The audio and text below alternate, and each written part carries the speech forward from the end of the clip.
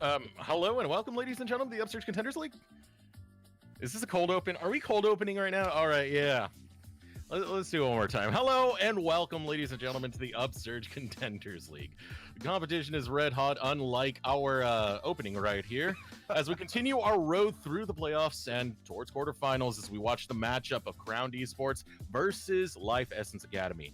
I'm your caster of the day, Eric Desirotskokran, followed by my co-caster of an unknown name and unknown origins. It's probably Robert Zorro Santiago. Hello again, Desirotsk, the Latino duo.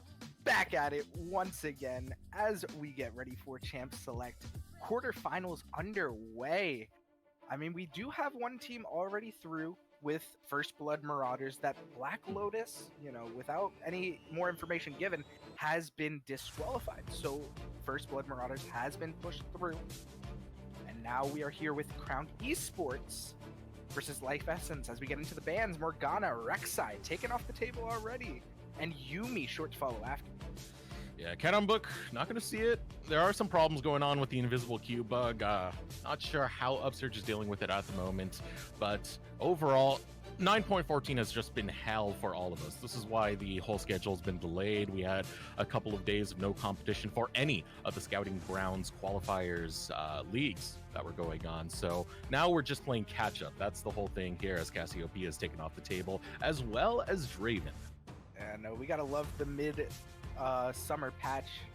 It's just a really good time, right? You gotta focus on TFT and not on Summoner's Rift. But Karma gonna be the first pick locked in for Crowned Esports. That's been such a strong flex pick as of late. You've seen it in the top lane going Kleptomancy, kind of a tankish build.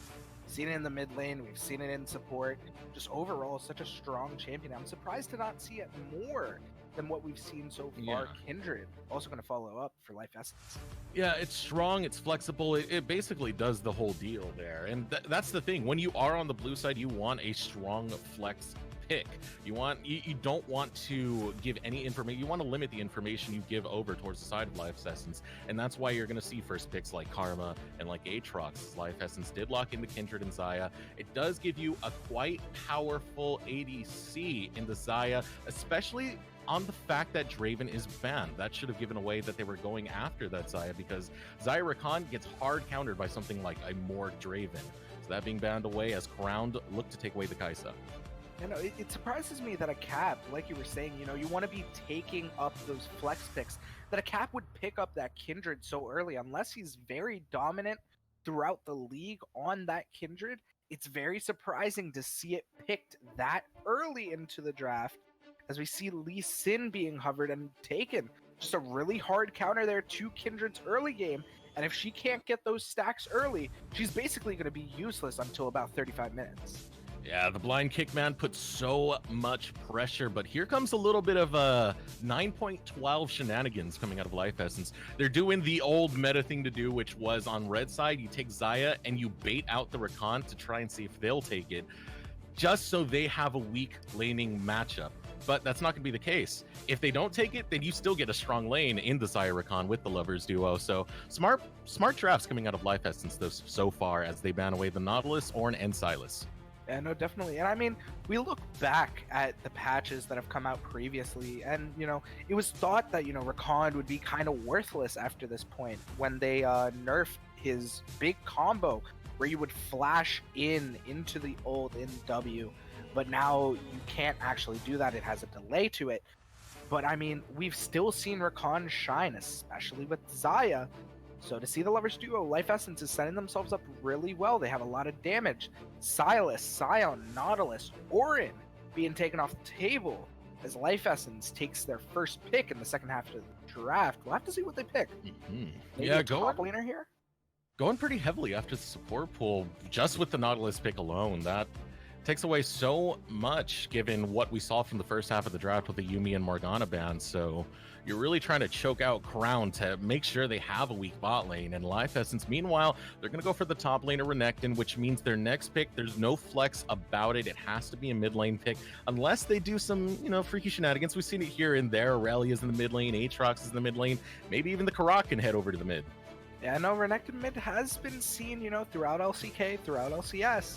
So it's not out of the realm of possibilities. And if he gets a good melee matchup in the mid lane, we might see him there. But the tree going to be heading up into the top lane here. So that most likely pushes Karma into support. Yeah, you have to, because you got to remember the changes that came through with 9.14. Blitzcrank and Renekton both have shield busters now. If you send that Karma top, that shield's going to be absolutely worthless. And Azir getting locked in, this might mean the Corki response. That's usually the matchup you want to go with, Azir versus Corki, just for the hella safety both of them provide. Yeah, no, but the thing is, for Life Essence, if they pick that Quirky, now you have 3 ADCs True. in one composition. And it's not looking the best for them, just because, you know, now you have the Renekton. And if he doesn't stop, okay, Zillion, throw all of that out the window. Now you have the Zillion Kindred combo, one of the most prominent combinations that we saw all of last season throughout LCS. TSM abusing it, C9 abusing it in finals. Just a disgusting combo. You keep the Xayah alive, you keep the Kindred alive, and there's not much that can be done. You can withstand the initial engage coming out from the Twisted Advance, coming out from the Shurima Shuffle, and coming out from Lee Sin's, you know, Ward Hop, Insect, or anything that you want to do, just because you have so many ways to cheat death for Life Essence. Yeah, but one of the tricky things about that is you're a very R-dependent composition. Yep. So if Crowned are smart, they're going to play around those ultimates. They're going to try and force them out in skirmishes, back off, then take and engage again, which they do have a composition that can do that. Maokai is great at catching up. Kaisa has the killer instinct. You have the Karma Shield, which can be mantured onto everyone. There are a lot of tools for both engaging and disengaging on the side of Crowned, and they have the better overall team fighting composition, where Life Essence are looking to skirmish a little bit more as a squad, but that's a tough win condition right there because of the composition drafted by Crowned. No, it's one. This is one of those games that dragons are going to be the key to winning the game. If Crowned end up picking up an Ocean Drake or a Wind Drake, something to be able to catch up to Life Essence or sustain them through, I think that might be a bit more valuable than something like an Infernal Drake. Even though, you know, we'll always put emphasis on, you know, 12% more damage, but getting that HP and mana regen outside of combat and being able to engage, burn some ultimates from Life Essence, regroup, and then go again is going to be massive, like you were saying, for Crowned Esports here. But then you have the tricky part here. The fight over the Drakes is going to be an interesting one, because you should get mid lane priority going over to Crowned with the Azir, but you should get bot lane priority going over to Life Essence with Xayah and Rakan. Usually you want the bot lane more if you are going to go for early objective control towards that bot side and getting that Drake, but you never know what can happen with that Azir because of the zone control he provides if it comes down to a dragon fight.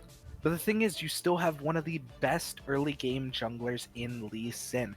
Counters the living hell out of Kindred if he hits that Sonic Wave. If he hits it, the fight is basically over. And especially once you start to hit around that level 6 area, that Lee Sin is going to be putting immense amount of pressure, being able to kick out either the Xayah or the Kindred out of the team fight and out of the Lamb's respite. That is the most important part. It's why things like Lee Sin, Gragas are so vital to countering comps that have Kindred in them. Yeah, but it's easy to get a little bit too hyper absorbed into a hard counter, because in a situation like this, Lee Sin has the weight of the world on his shoulders. Playing that Lee Sin, he has to have an early game impact, because Lee Sin falls so hard once we get to that mid game, and especially once we get to that late game. If he can't get those lanes ahead, given how powerful they are, it's a rough game for Crowned. I'd imagine his focus would be a little bit more topside, though, because you do have that crowd control working in tandem with the Maokai. The problem there is the damage output is a little bit low. Yeah, and I mean, the thing is, if Harbinger up there gets ahead, it's going to spell trouble. That he can just rampage through the team. Once he gets that Black Cleaver and Spear of Sojourn, most likely with a T-Mod as well, his split push presence is going to be disgusting. And if Zeddaroof cannot, you know, maintain the lane correctly, it's going to be trouble for Crowned Esports here. That if they don't really have anyone to deal with the side lane pressure. Maybe the Azir, but then you lose so much of your team fight prowess if he can't get there on time. Yeah, but if you're going for a 1-3-1, then it's not a big problem. The big thing is just playing safe with the group of people who are in the 3 group. Uh, you can pull off a split push with this. It's not going to be the most effective. You don't have like top tier split pushers on the side of Crowned, but you have enough that can deal with Life Essence. And if Harbinger wants to go for that split push, it's not the easiest thing in the world around the 20 to 25 minute mark where Renekton starts to hit his equilibrium in his skill cap, where he's not suddenly punishing everyone just because he hit level 3 first. Yeah, no, definitely. And I mean, the thing is, we're not looking at the other side, right? If Zed or Oof gets ahead against Harbinger, the game basically collapses. That I mean, you need that Renekton to have pressure in that side lane. You need him to be attracting 2, maybe even 3 people into his lane so you can rush down objectives. You have the double ADC. Barons, dragons get melted by them. And if Harbinger isn't allowed or isn't able to split push on the other side of the map, TP in, and try to do something, then the game just collapses on itself, and Crowned Esports just has the easy win after that.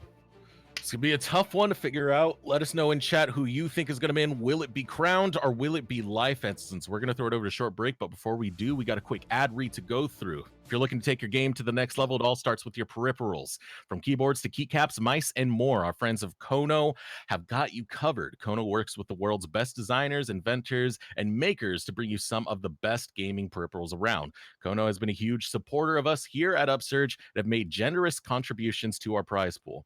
If you need to find a new keyboard and more for your setup, we can't recommend anyone better than Kono. For more information, head over to the kono.store to check out all they have to offer. That's KONO.store. Kono, discover amazing products. We'll be right back.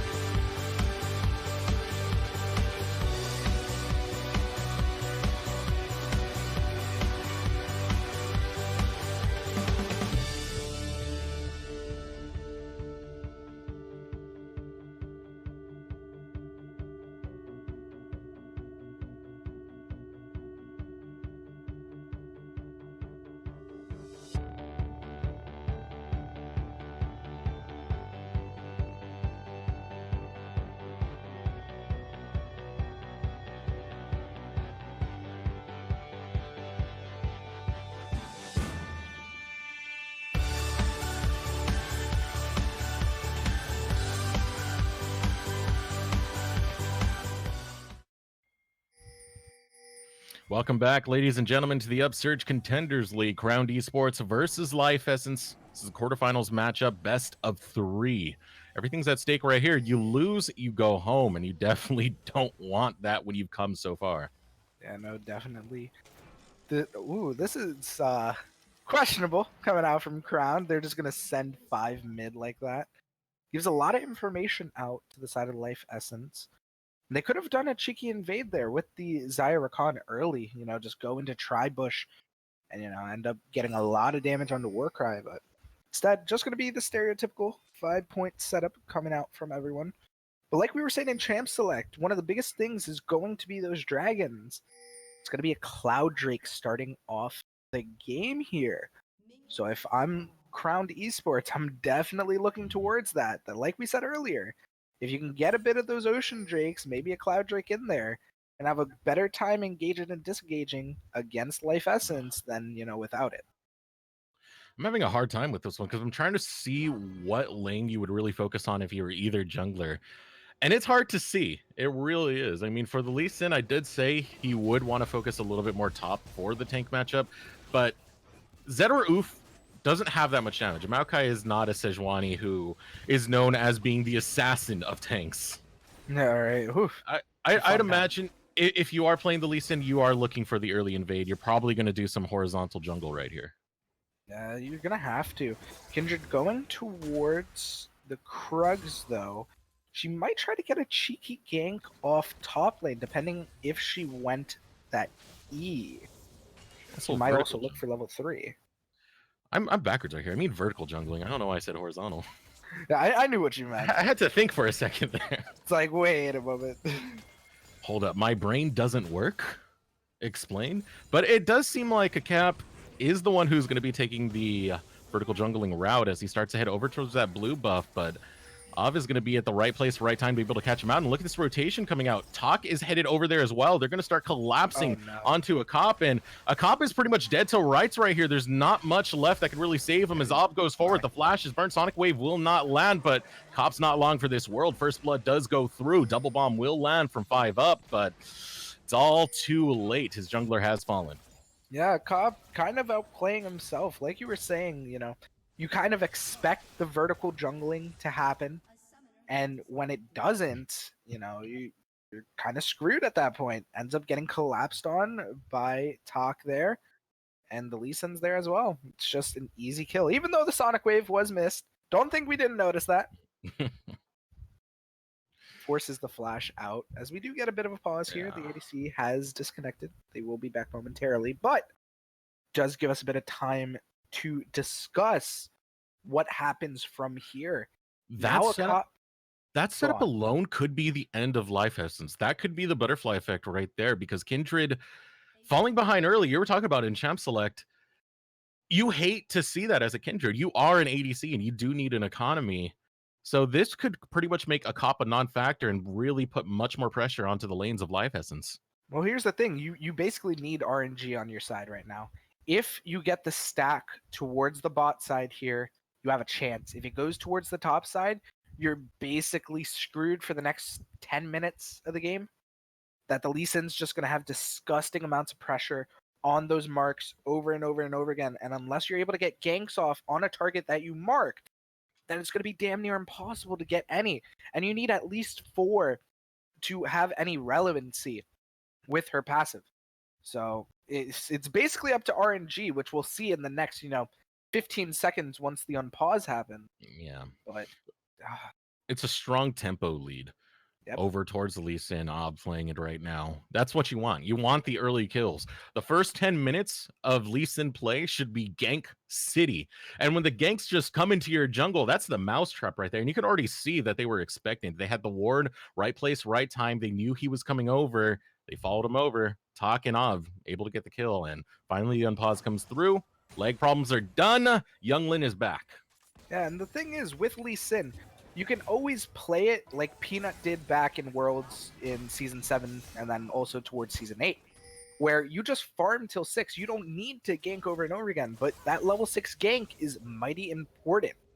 Ward is going to be placed down, so they will know Lee Sin's top lane. Luckily enough for a Cop, though, The mark is towards the bot lane. Pings are going down on it, though. Both of his lanes are pushed in, and he's most likely going to lose this mark as well. This is good lane priority. Even with Liege Mu and Warcry going against the Zyra-Khan combo, they're able to outpush it just off of the raw base stats that you get from Karma. Able to really shove that line and deny that mark from a cop, and this makes it so rough for a cop. A cop's just trying to survive, getting in this game any way he can, and making sure to deny it. Ob's doing a great job. It's not going to be through marks, and it wasn't even Ob in this case. It was Mu and Warcry just going up and taking the scuttle. You hate to see that. And you have such a powerful lane with Zyra-Khan. But the thing is, you have so much poke coming out from Warcry's Karma. And that's the thing about Karma. She barely uses mana with all the buffs that came through with her Mantra Q. And just how little mana she uses. She doesn't run out, and it's disgusting, and you just see what's happening in the bot lane.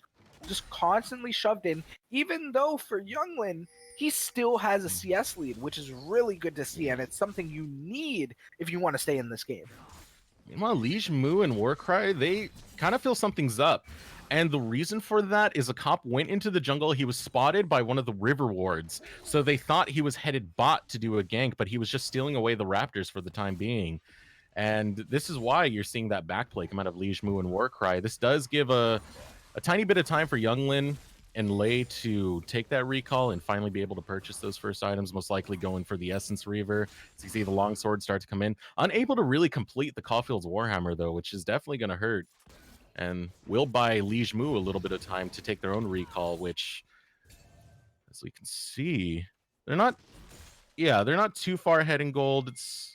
It's always interesting to see what builds come out of a Kaisa, so I'm definitely going to watch closely on this recall. I feel like she has to go heavy AD here. You have such a big AP carry in Tak in the mid lane. You have the Maokai that does AP damage as well. So you kind of need a big AD presence, and it looks like she's going towards that Storm Razor right now. So she is going to try to go towards that early game build. We have seen, iterations where they go tier, they go Storm Razor, they go, 20 different things. Because Kaisa, probably the most diverse champion in builds that you can do in this game. But that's going to be the dragon going over towards Kaisa, or towards a cop here. So yeah, and that was smooth right there. Because that was off the recall. They were able to just shove the wave in once they got back, and they know they had no trouble. But here comes an invade. Ob under a lot of attack here as the Ignite goes off, but it's not much you could do there. The ward hop's not going to save you in that case. Able to equalize the kills. One going over towards the way of life essence. The massive part of that is that a cup did get a stack off of that. So now the stack goes towards Tak in the mid lane. But again, you got the stack off of Ob. Now you don't have to worry about that for the next, 5 to 7 minutes, I believe it is. Somewhere in between there. So, beautiful job. Starting to get back into the game little by little. Mark doesn't go onto the Scuttle Crab. Yes, it does. There we go. Finally updated. So now let's see if he can get a bit of lane pressure here and start to move towards that Scuttle Crab, or if it's just going to be Ob taking it up again. I don't think he's going to be able to get it, but both junglers right now are going for the red buff. So they're going to be able to clear that out, but when a cop kills his red buff, it's on the same side as Scuttle Crab, so he has a lead to be able to get over towards it, while Ob is still trying to make his way towards that topside river. The pings are coming out, so they're going to look to get a gank onto 5-Up, but 5-Up will be able to slip away. It's very hard to catch Azalian on these ganks, but because of that time bot, a cop was headed towards the mid lane to help out his mid laner, and now the contention comes in. Scuttle Crab is going to be contested this time. And only one stack on a cop right now. But Scuttle Crab is going to be really heavily contested here. Tak going to get double up. Everyone's showing up for this one. Looking to fight over this Scuttle Crab, but it's not enough there when you bring a Kindred and a Zillion. They take some time before they're able to do much, as a little bit of skirmishing going on the bot side. Latabilis is in a lot of trouble, falls to about sub 100 health, but it isn't finished. Out comes the Feathers. Younglin is starting to get the better of this, but it's a 2v1. Featherstorm comes out, Killer Instinct going to be returned as Warcry is able to get the kill onto Younglin. And with that, That means Ob is going to start pressuring this bot lane even more. They want to make it 2 kills, looking to find the Sonic Wave. The dash comes out. He's sidestepping. He can't outplay him. Ob will get the kill. Great job there coming out from Moo. Younglin tries to get the cheeky flash to get the root with the Blade Caller. Great flash there coming out from Moo. Ends up avoiding everything there. Billis just got extremely low, extremely fast. The Ignite advantage was there from Warcry, and it just wins them the fight outright. And now the invade coming in from a Cap looks to take the blue buff. He's going to be able to steal it away, actually donates it over to 5-up, but the big thing here is the jungle. He's still not able to really get much in terms of mark. He only has mark number 1, and that's it. As they set up a gank towards the top side, Harbinger will find the stun, and the autos are starting to come in. Unfortunately, no kill will follow. Life Essence and a Cap aren't able to get much on this map. Well, Zed was stunned. A Cop ends up autoing a minion instead of Zed. Doesn't get the E off that quickly. So a lot of damage there is lost, but I like the build coming out initially from Zedder. Oof, goes straight into the tab eyes, knows that anyone relevant that's going to be doing damage is going to be auto-attacking this game, so why not just rush it? As the gank is back again. Yeah, speaking of rushing, they're rushing straight down bot lane for this gank, and they're going to pick it up with ease. Liege Moo will be able to grab that kill this time, but 5-up on the sidelines, looking to score that double bomb, and he'll get just that, but it's only for harassment. No kill pressure just yet from 5-up. Yeah, just oof, a very well-played gank coming out from Of here. Again, he's been all over the place. He hits 6, goes straight to bot lane. He's actually 7 at this point. Gets the kill. Of, though, in a bad position. Able to get out, though. Cap shows up, but more resources are stolen away from him. Of is just going very hard on this counter jungling, going very hard on these ganks. So far, participating in 75% of the kills on the map, while Cap, yeah, it's 100%, but, you know, one's a pretty small number. I mean, whew, not a fun time. Oh, God. This game is just not looking good for Life Essence right now. You have your bot lane, who's supposed to be super far ahead, is now crumbling, sitting at 0-3. The Kaisa is starting to pull ahead little by little. Ocean Dragon is started up here. They're looking to get it. Starting to respawn is Ob. Ob will be over the wall looking to get the steal, but the teleport has come through. Zedaroof is here, and the steal goes through, as well as Zedaroof showing up. This is going to force the Lamb's respite, but it's going to time out very soon, and the bodies are going to start hitting the floor. Harbinger has teleported in to join the fight. He's able to claim 1 kill, evening us out 1-for-1 trade, but the Chrono Shift does go out. Suddenly going for the backline. Younglin does fall to Ob, and Liege is in all sorts of trouble as he goes golden, but then goes down. Meanwhile, on the sidelines, Talk is there, and a Cop sees him. Looking to finish off that kill. He will grab it, and it's going to be a net win coming over for Life Essence as they're barely able to claw their way to victory. See if Karma gets out here. Oh, no. Ooh. Yeah, hate to see it happen. But that ends up going really well for the side of Life Essence, breathing life, pun intended, back into them here. You know, you get kills onto Harbinger, you get kills onto a Cop here, and you get kills onto 5-up.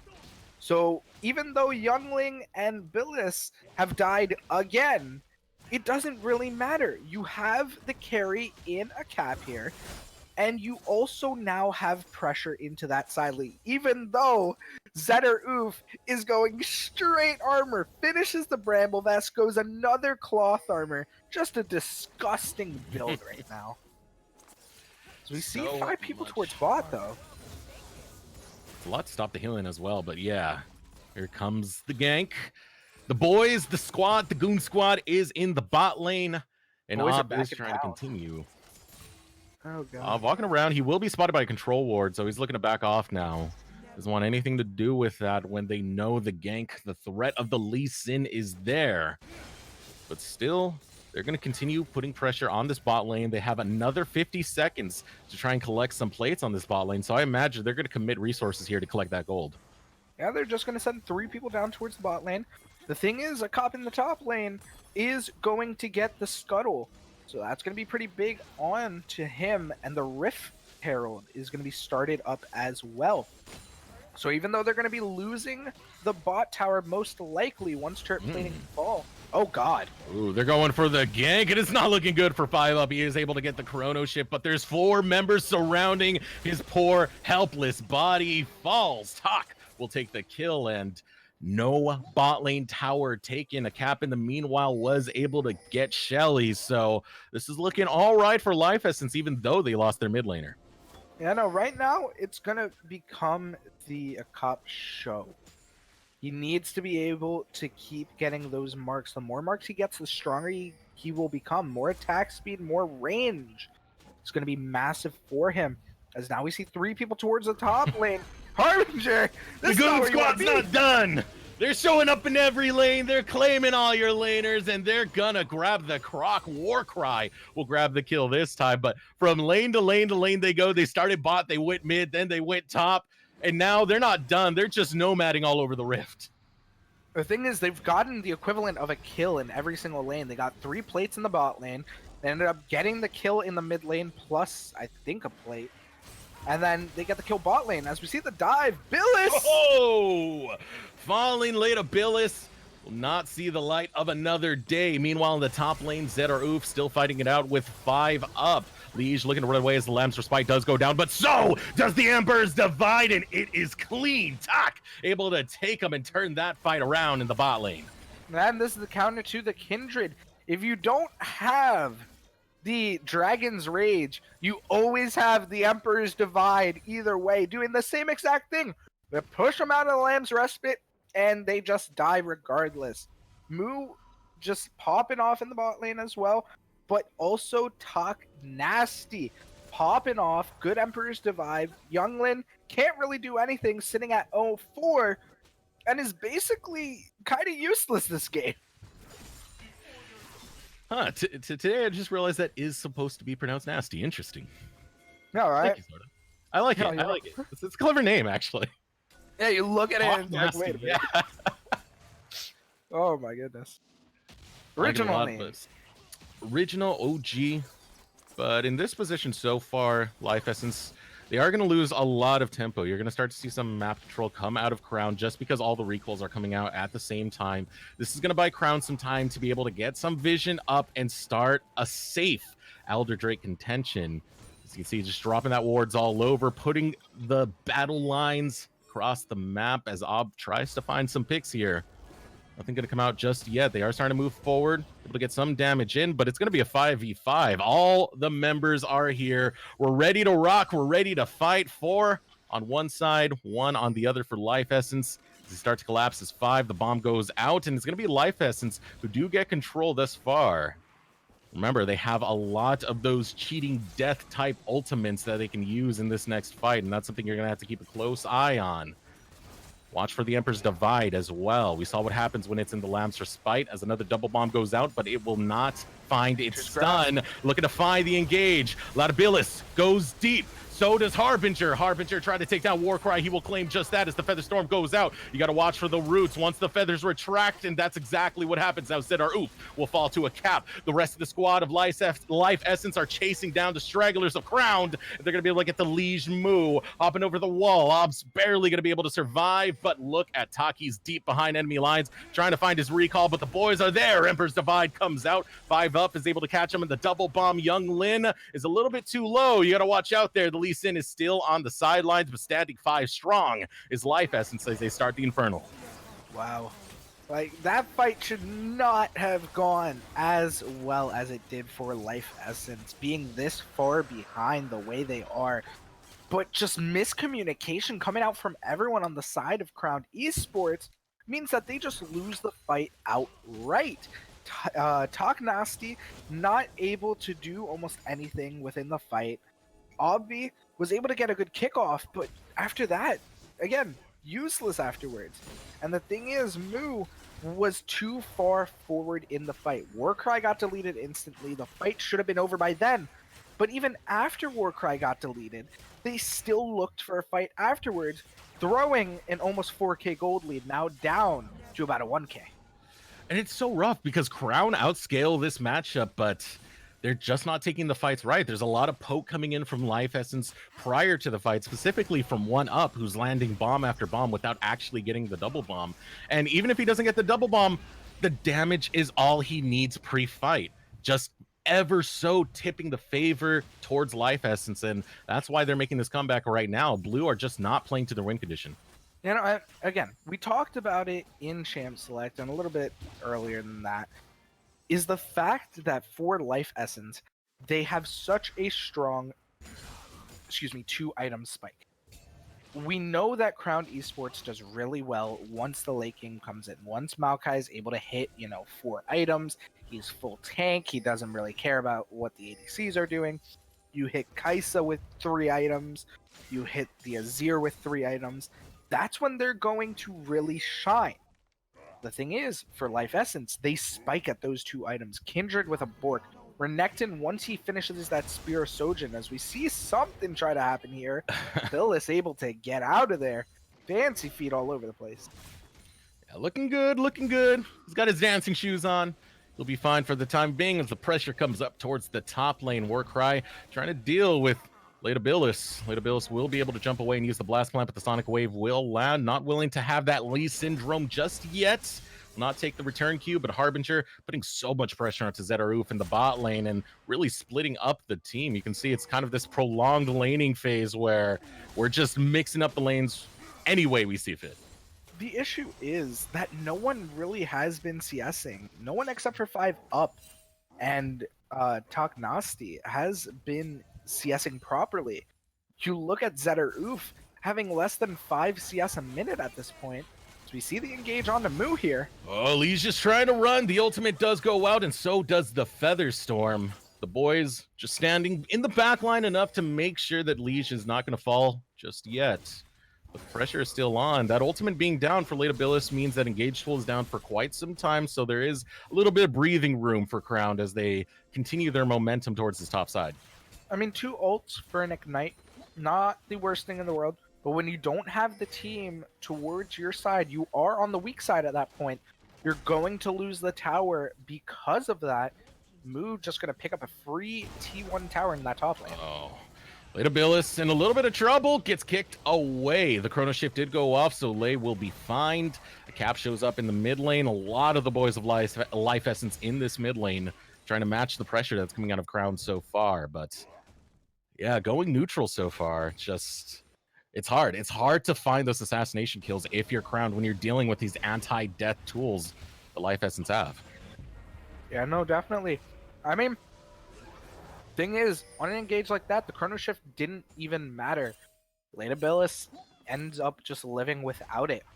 And the big part about it, if Warcry had his Ignite from earlier that he burned on those double ultimates coming out from Younglin and Latabilis, you might have seen that go a bit differently. That would have been a big pick, and you would have seen, a bit more come out of them. But now, forced to just sit there and, clear some waves, try to get towards their big item spikes that won't be coming for at least another 5 to 10 minutes. Yeah, and it's going to be a lot of delaying to be able to get to that point. And it's hard to delay when you're in the situation where Baron is up. Any wrong step, and it really could mean the end for Crowned, given they are not at the spike that you are talking about. While Life Essence still stand quite strong in this game, all things considered, even with the hiccups that they had. Thing is, both teams take Baron relatively fast, as 5UP just eating damage like it's no one's business. Heal forced to come out from Younglin. Whoo! Okay. 5UP. He's fine. Yeah, it's all good. Don't worry about it. But this right here is the tempo that Crown need to put in. As I said, the Lee Sin's going to start falling off with more and more time. The Renekton will fall off as well, but not as quite devastatingly as the Lee Sin does, as the Drake is going to be started by Crown while they still have that mid lane pressure. It's only going to be a Cloud Drake, and they're only sending Ob down there.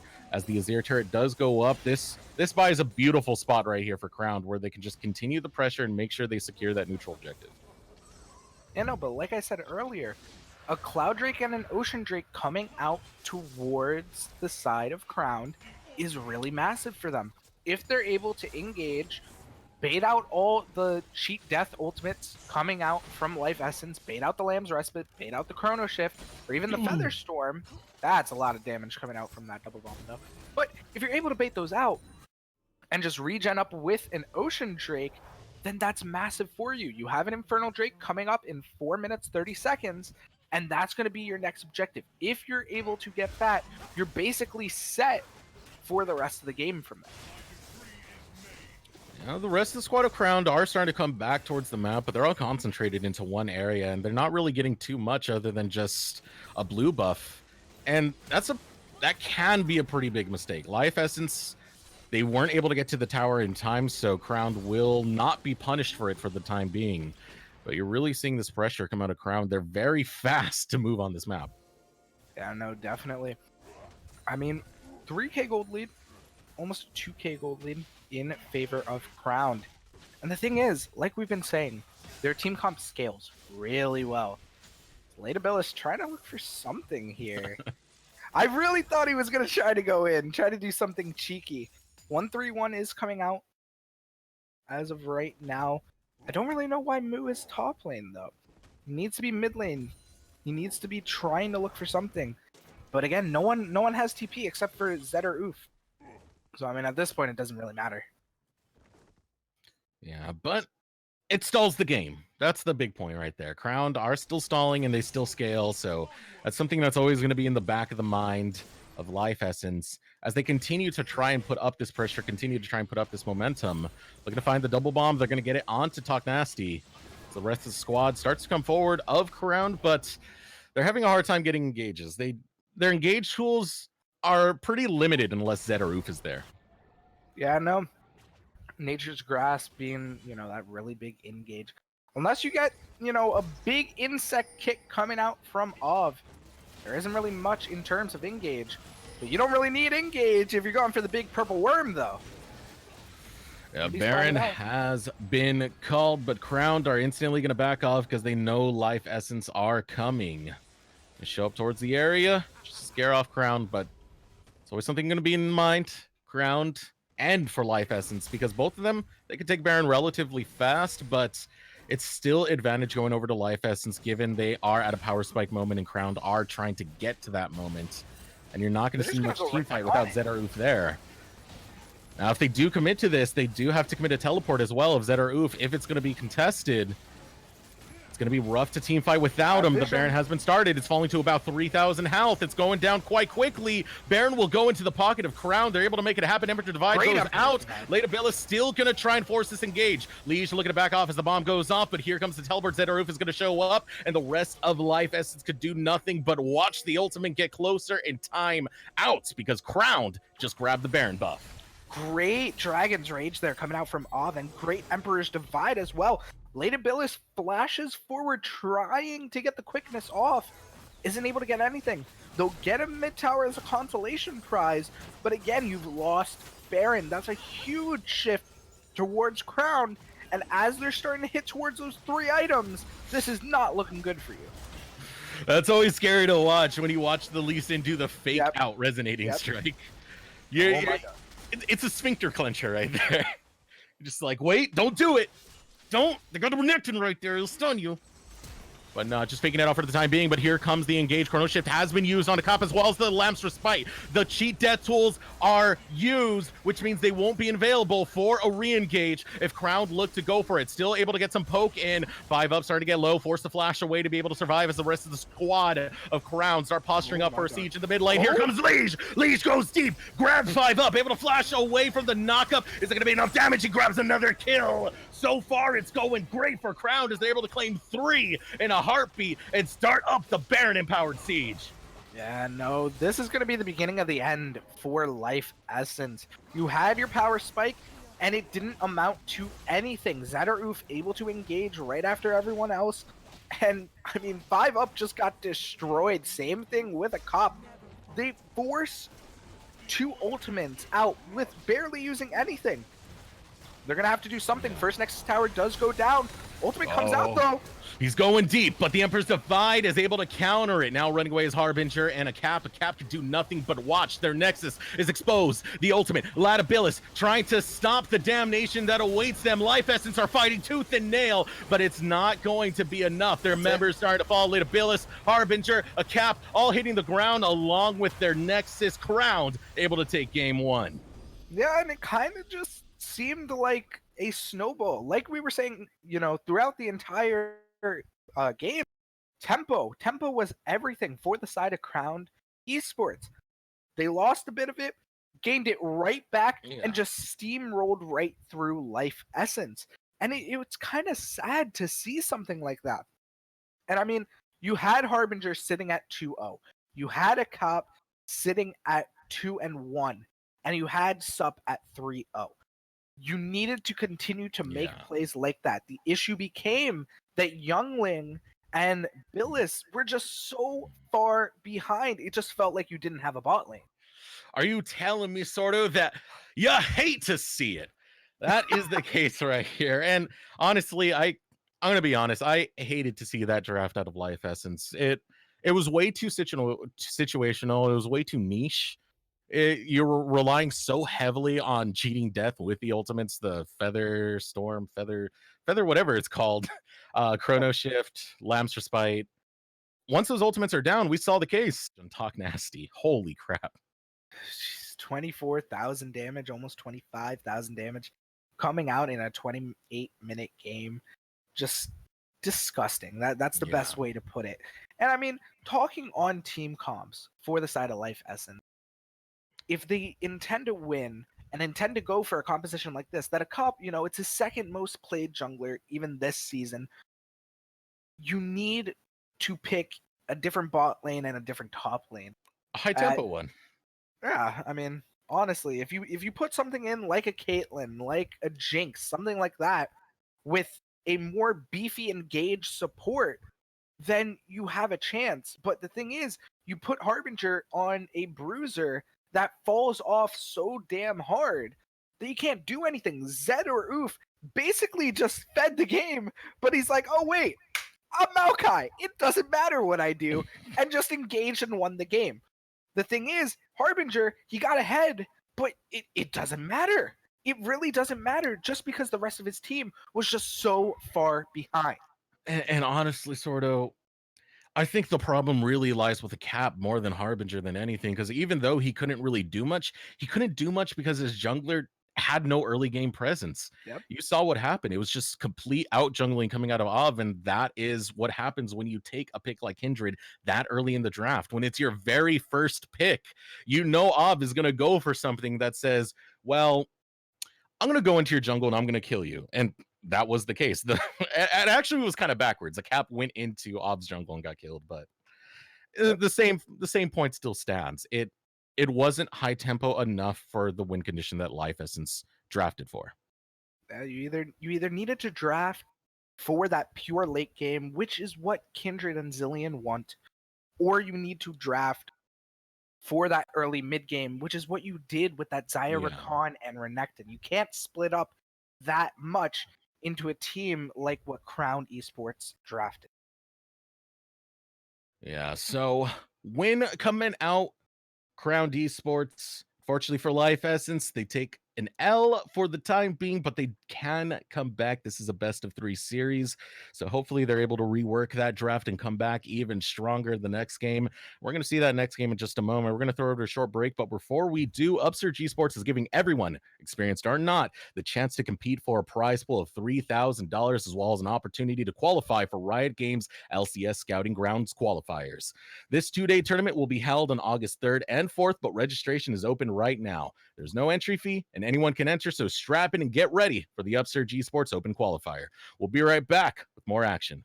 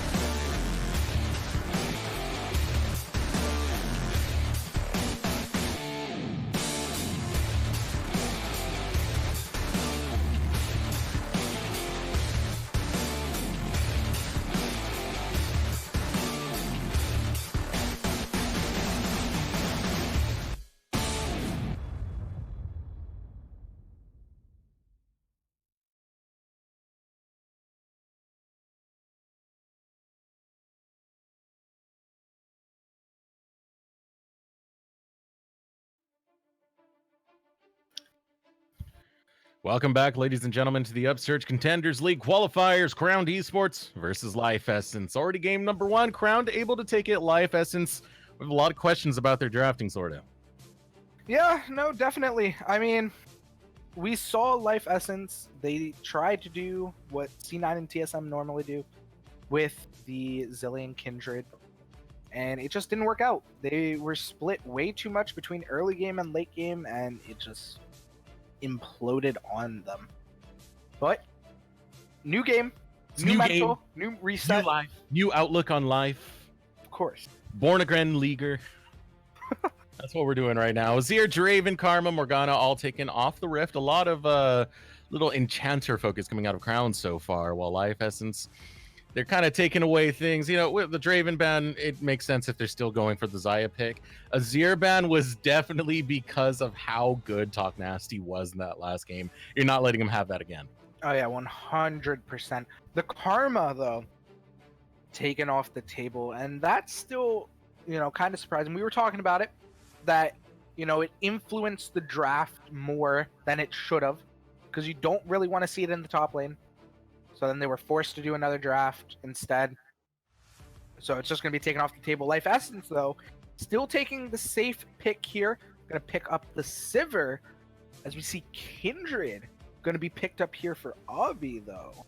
Trying to take that away from a cop, and they're just going to switch roles. Hello? Yeah. Switch junglers right there, but the thing good for Crowned is now they have a chance to actually, well, Life Essence had the same thing, but Crown can now build around that Kindred and actually get a solid comp going rather than what Life Essence did, which is like, hey, it's a Kindred. We'll just, it's one of the best junglers. I love playing Kindred. Let's play it. But Life Essence, they're going to go with the Sejuani, and this opens up so much potential for Life Essence as well. Wow. Locking in the Yuumi, which pairs so well with the Sivir. Life Essence are completely revamping their draft, and I love it. Wow. This draft is already looking 20 times better coming out from Life Essence. They've basically demoted a cop. They're like, yeah, no, Sejuani. No. You want to play something else? No, Sej. That's the coach effect right there. Every jungler ever. Forced to learn Sejuani. It's the coach. The coach comes up. Are you a jungler? Yes, Sejuani. But I don't want to play Sejuani, coach. Sejuani. Too bad. Like, just stares at them. Sejuani. Orin picked up, though, for Crowned Esports, which is really interesting. That, I mean, we haven't seen much of Orin as of late. He's been receiving buffs over time, but, you know, it just hasn't had the pop that it used to have. Corky Silas also taken off the table, but right now, Life Essence definitely winning the draft here. Yeah, at least so far. There is a very tanky front line. You're starting to see the potential of a late game draft come out of Crowned thus far.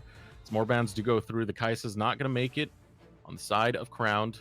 Well, Life Essence, they have so much potential with their solo lane picks right here. Even though they have to show them both right now, having the Sejuani alone is such a good aid for solo laners, more specifically the top. So I wouldn't be surprised if you go for some of the powerhouse ones, something like an Aatrox. So that's an interesting pick in the Olaf. I'm going to see if it's anything else. It's not. So that is the Olaf confirmed for Crowned Esports. So what are they looking towards? That they're okay. Instant lock-in of what? So we had just a beautiful draft, and then it just nuke it. Just get rid of it. Throw it all out the window. What? So, okay, let's. The Misfortune had to be a mispick, right? Yeah, it was. Okay, so Misfortune is Kiana.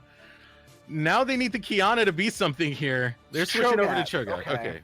All right. MF is Kiana, which is you can flex it top, you can flex it jungle, you can flex it towards the mid, but it plays as a mid-game assassin. This is the champ where you put as many serrated Dirk items as you can and look to just nuke the living daylights out of them. Yeah, that level 3 spike from Kiana is massive. And, you know, funny enough, this will be the first Kiana game I cast, so we're going to have fun with it a little bit. But you just see her jump all over the place. So many different dashes. And on such low cooldowns, it kind of becomes disgusting what she can do. Syndra going to face it, though, so that's going to be Olaf. Wait a minute. No, I know exactly what this That's is. Olaf bot. No, it's Syndra bot lane. It's Son Syndra of a- bot? I know. Okay, so it's been showing up a little bit throughout LCK. It's Syndra bot lane with the Olaf mid or in top. Oh Olaf my God. mid. This is Huh. gonna be interesting, to say the least. That or it's gonna be Orin mid to face Kiana. What in God's name? Okay, so let's reel this back. Let's dissect this a little. I'm worried here, man. It's Here. Olaf versus Kiana. Kiana, one of the most vicious champions to suddenly hit the rift with her assassination potential, going against Olaf, who very much strives for resources in the early game. He kind of dies for him a little bit much. Yeah. And when I say Yeah. resources, I'm more referencing mana than anything else. Yeah. This one's interesting. That Olaf in a 1v1 fight, if he can get his Conqueror off quickly, can sustain through a lot. And especially once he hits that Ragnarok at level 6, he kind of becomes disgusting. But right now, Life Essence just look like they've won the draft, outright. I've seen Syndra bot work. If it is Syndra bot and it's what I'm thinking, then it's really strong. And if they can one-shot the Sivir, the Yuumi becomes kind of worth it. Mm-hmm. So it's very questionable, to say the least. If it works, they're going to just run right over them. If that Syndra gets fed, they're going to run right through. But if Syndra gets behind and Sivir's allowed to free farm, and Sejuani comes down and puts in some resources into bot lane, then it's all over. It's literally all over. You don't even really need resources in a Sivir Yuumi comp, though. At least assistance in other people giving you resources. I should put it that way. I'm not saying don't farm, but Sivir Yuumi, that's one of the big oppressive lanes that Yuumi likes to go into. It's either Sivir or Ezreal, the two big ADCs that Yuumi pairs very well in, because there's so much harassment, there's so much poke, and I'd imagine it's going to be a hell of a struggle for Crowd. We are going through like the actual draft, the in-game draft, to see where these champions are going to be placed. And this is it right here. This is right here. Crowned are about to place their top laner, and they're what? What? The Kindred's going top. No, okay, they have to be trolling. There's what? Like, I don't like to use the word trolling. I think they're gonna switch, because, you know, they still have time after they pick. But Nani? What's going on? This is a tough one to tell. Only time will tell with this draft. I'm just not even gonna like look at it. We're just gonna focus on. Let's go over to Life Essence. Yeah, let's go over to Life. First things first, I don't like the Chope pick, given they already taken the Sejuani, and you can take something like Aurelia or Aatrox that pairs really well with the Sejuani in setting up stuff like tower dives, especially now that there's amplified healing on Aatrox's World Ender. The revive isn't that big of a deal. Some people argue his updated ultimate is actually more devastating than the revive was. Yeah, no, I mean, if you can get the resets off, the amount of healing that you get is kind of disgusting, but you just have to play through it and get to that point where you can get the resets off in a fight. Because if you don't, then you're kind of screwed. But, I mean, right now, the team comp that is set up for Life Essence is really strong. They are lacking a bit in the AP department, but it's not the worst thing in the world. If 5-Up can get ahead, and if Youngling... Okay, they switched the Kindred. Okay, they switched the Kindred. They were trolling us a little bit. Come on! We're going to be like this for a while. My big thing is, are they switching the Olaf and the Cinder? That's my big thing. Yeah, we got 30 seconds to figure that out. Let's go back to Life Essence. There's the composition we're talking about. But yeah, the Cho'Gath into possibly the Ornn. They're still switching it up a bit to mess with us. Okay, that makes a little bit more sense, but I still don't really like it that much if they're going to do the Kindred Alistair comp. Why am I focusing on that side of the map again? I I'm gonna stop looking at Crown. They're just no, gonna keep I mean trolling we me. have to talk about Crowned, man. Like Life Essence, they have a really standard team comp. It looks really good. You have the Yumi, you have the Sivir, you have a lot of lane dominance. What But the you have no hell? marks. What the? Oh my god! You have no marks. Why? I don't understand this one. I'm Okay. Let's back this up a little bit. We're focusing too much on the ADC. Let's look at the support. One of the big counters to Yumi is hard engage. A lot of people will often take something like a Nautilus into a Yumi lane. So this Alistar definitely makes a load of sense for them to grab it and have it in the bot lane. The Kindred is the one that we're having a hard time wrapping our heads around. I mean, like, this used to be good when she was first released, but like, it kind of just feels garbage. Like, it's kind of like saying, oh, she's an ADC. It's not that bad. It's bad, but it's not that bad.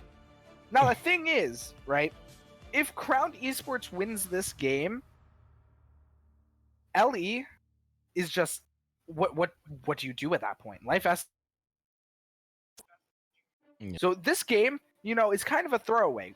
Crowned ended up winning really hard last game. This game, they can kind of do something like this. Because if they win this game, right, they go into their next playoff series as, you know what? We're really freaking good. Like, what are you going to do? But if Life Essence loses this game, like, how do you come back from it? You just lost to a Kindred ADC. How do you come back from it? You know what? I don't know, and I don't care. I'm gonna let this game play out. We're throwing it over to intermission. I gotta see this on the Rift. I'm not actually gonna say anything. But before we throw it over intermission, we need to thank one of our sponsors. Midwest Esports has been around for many years, starting as a small student group out of Wichita State University. Since then, Midwest Esports has grown to be a veteran organizer to tournaments and events throughout the U.S. They host tournaments for games like League of Legends, Rocket League, as well as Overwatch. For more information, check them out at MidwestEsports.com. We'll be right back.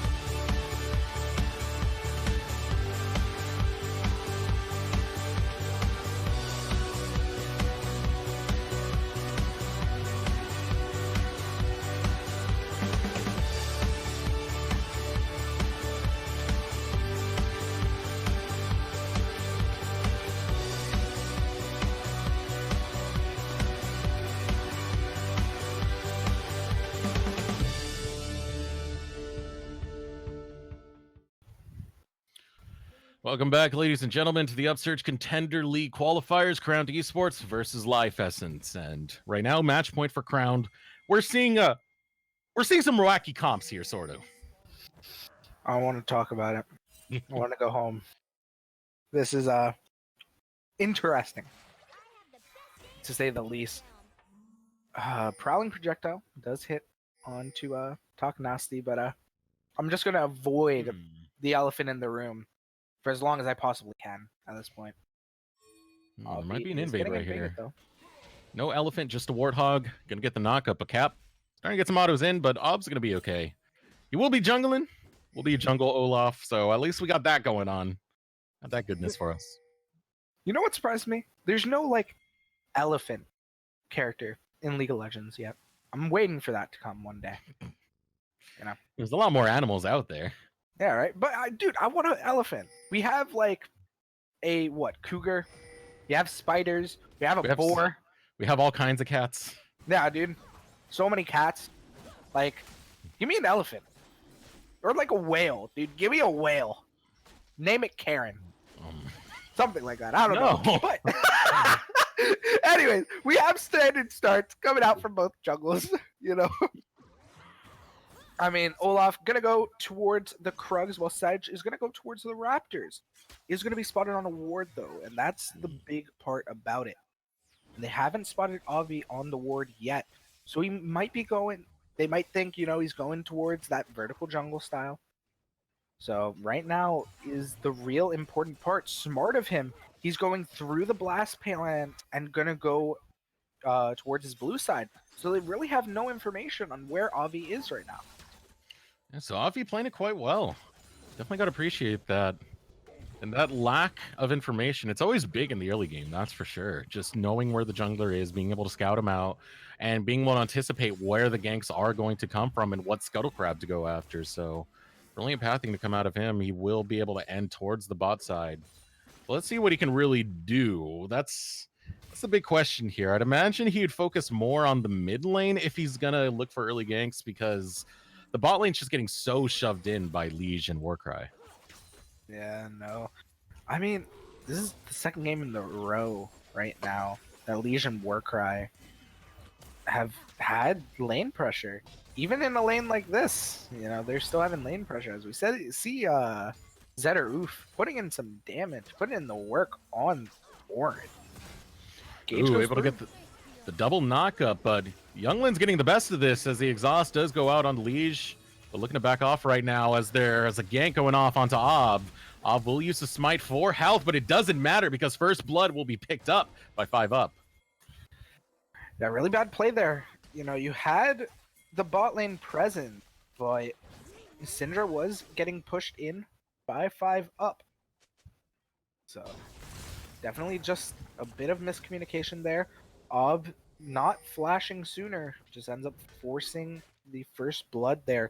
But both summoners were burnt from a cup and 5UP. So that's going to be the big thing coming out here. But eventually once Ob gets Ragnarok, that's when he can start putting the hurt onto Cap.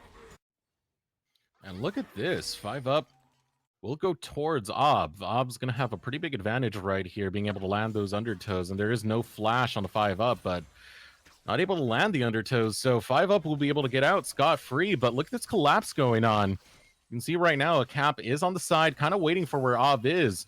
Ob is clearing that Scuttle. A Cap is going to look to cheese this one out. They're going to get a pincer movement right now. 5UP is coming in, and so is a Cap. Scuttle does go down, but the stun is going to go out as well. And look, the damage starts to come through from 5UP as he's able to land another kill, going 2-0 early. But the flash forward from Liege in the bot lane. Meanwhile, in the top lane, there's action in every single lane. Now Zed or Oof on the run. He's probably going to have to burn flash to be able to stay alive as the smite goes out. Flash is under the tower, stays alive, but a great start thus far coming out for 5UP and Life Essence.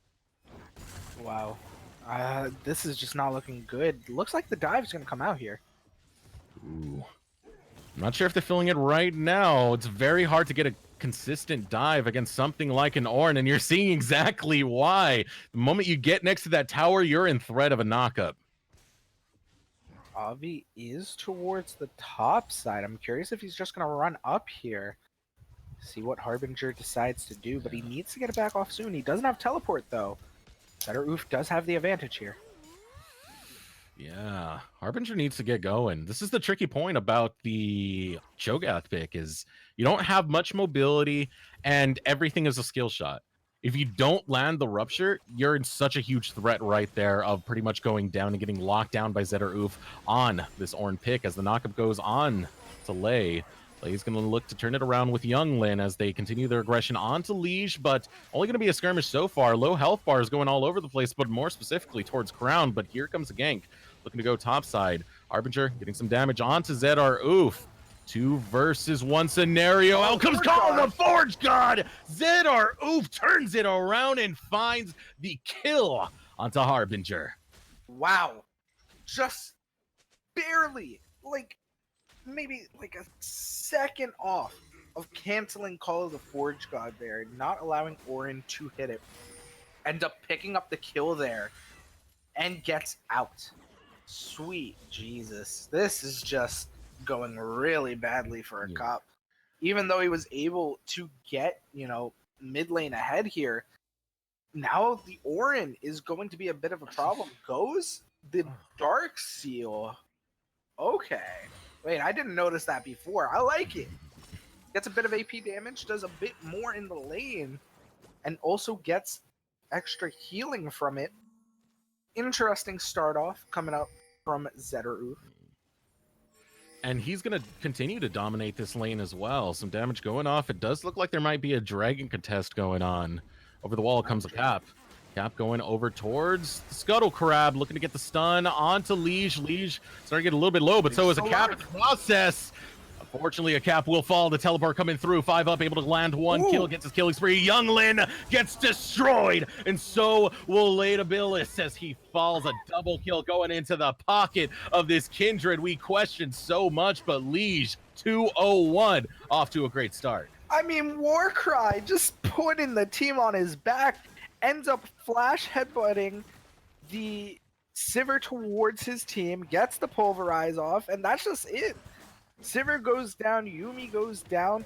Kiana, though, picking up another kill, sitting at 3-0. But again, we're starting to see the downfall of Life Essence. The bot lane already sitting at 0-2. That's one of the things I was going to talk about is the top side as the camera does pan up here. Harbinger opting to go the Grasp of the Undying, and this is actually very critical at this point because he's basically getting nothing out of his keystone because he cannot stand toe-to-toe with Zedar Oof, who will love to be in the face of Harbinger. Yeah, no, definitely.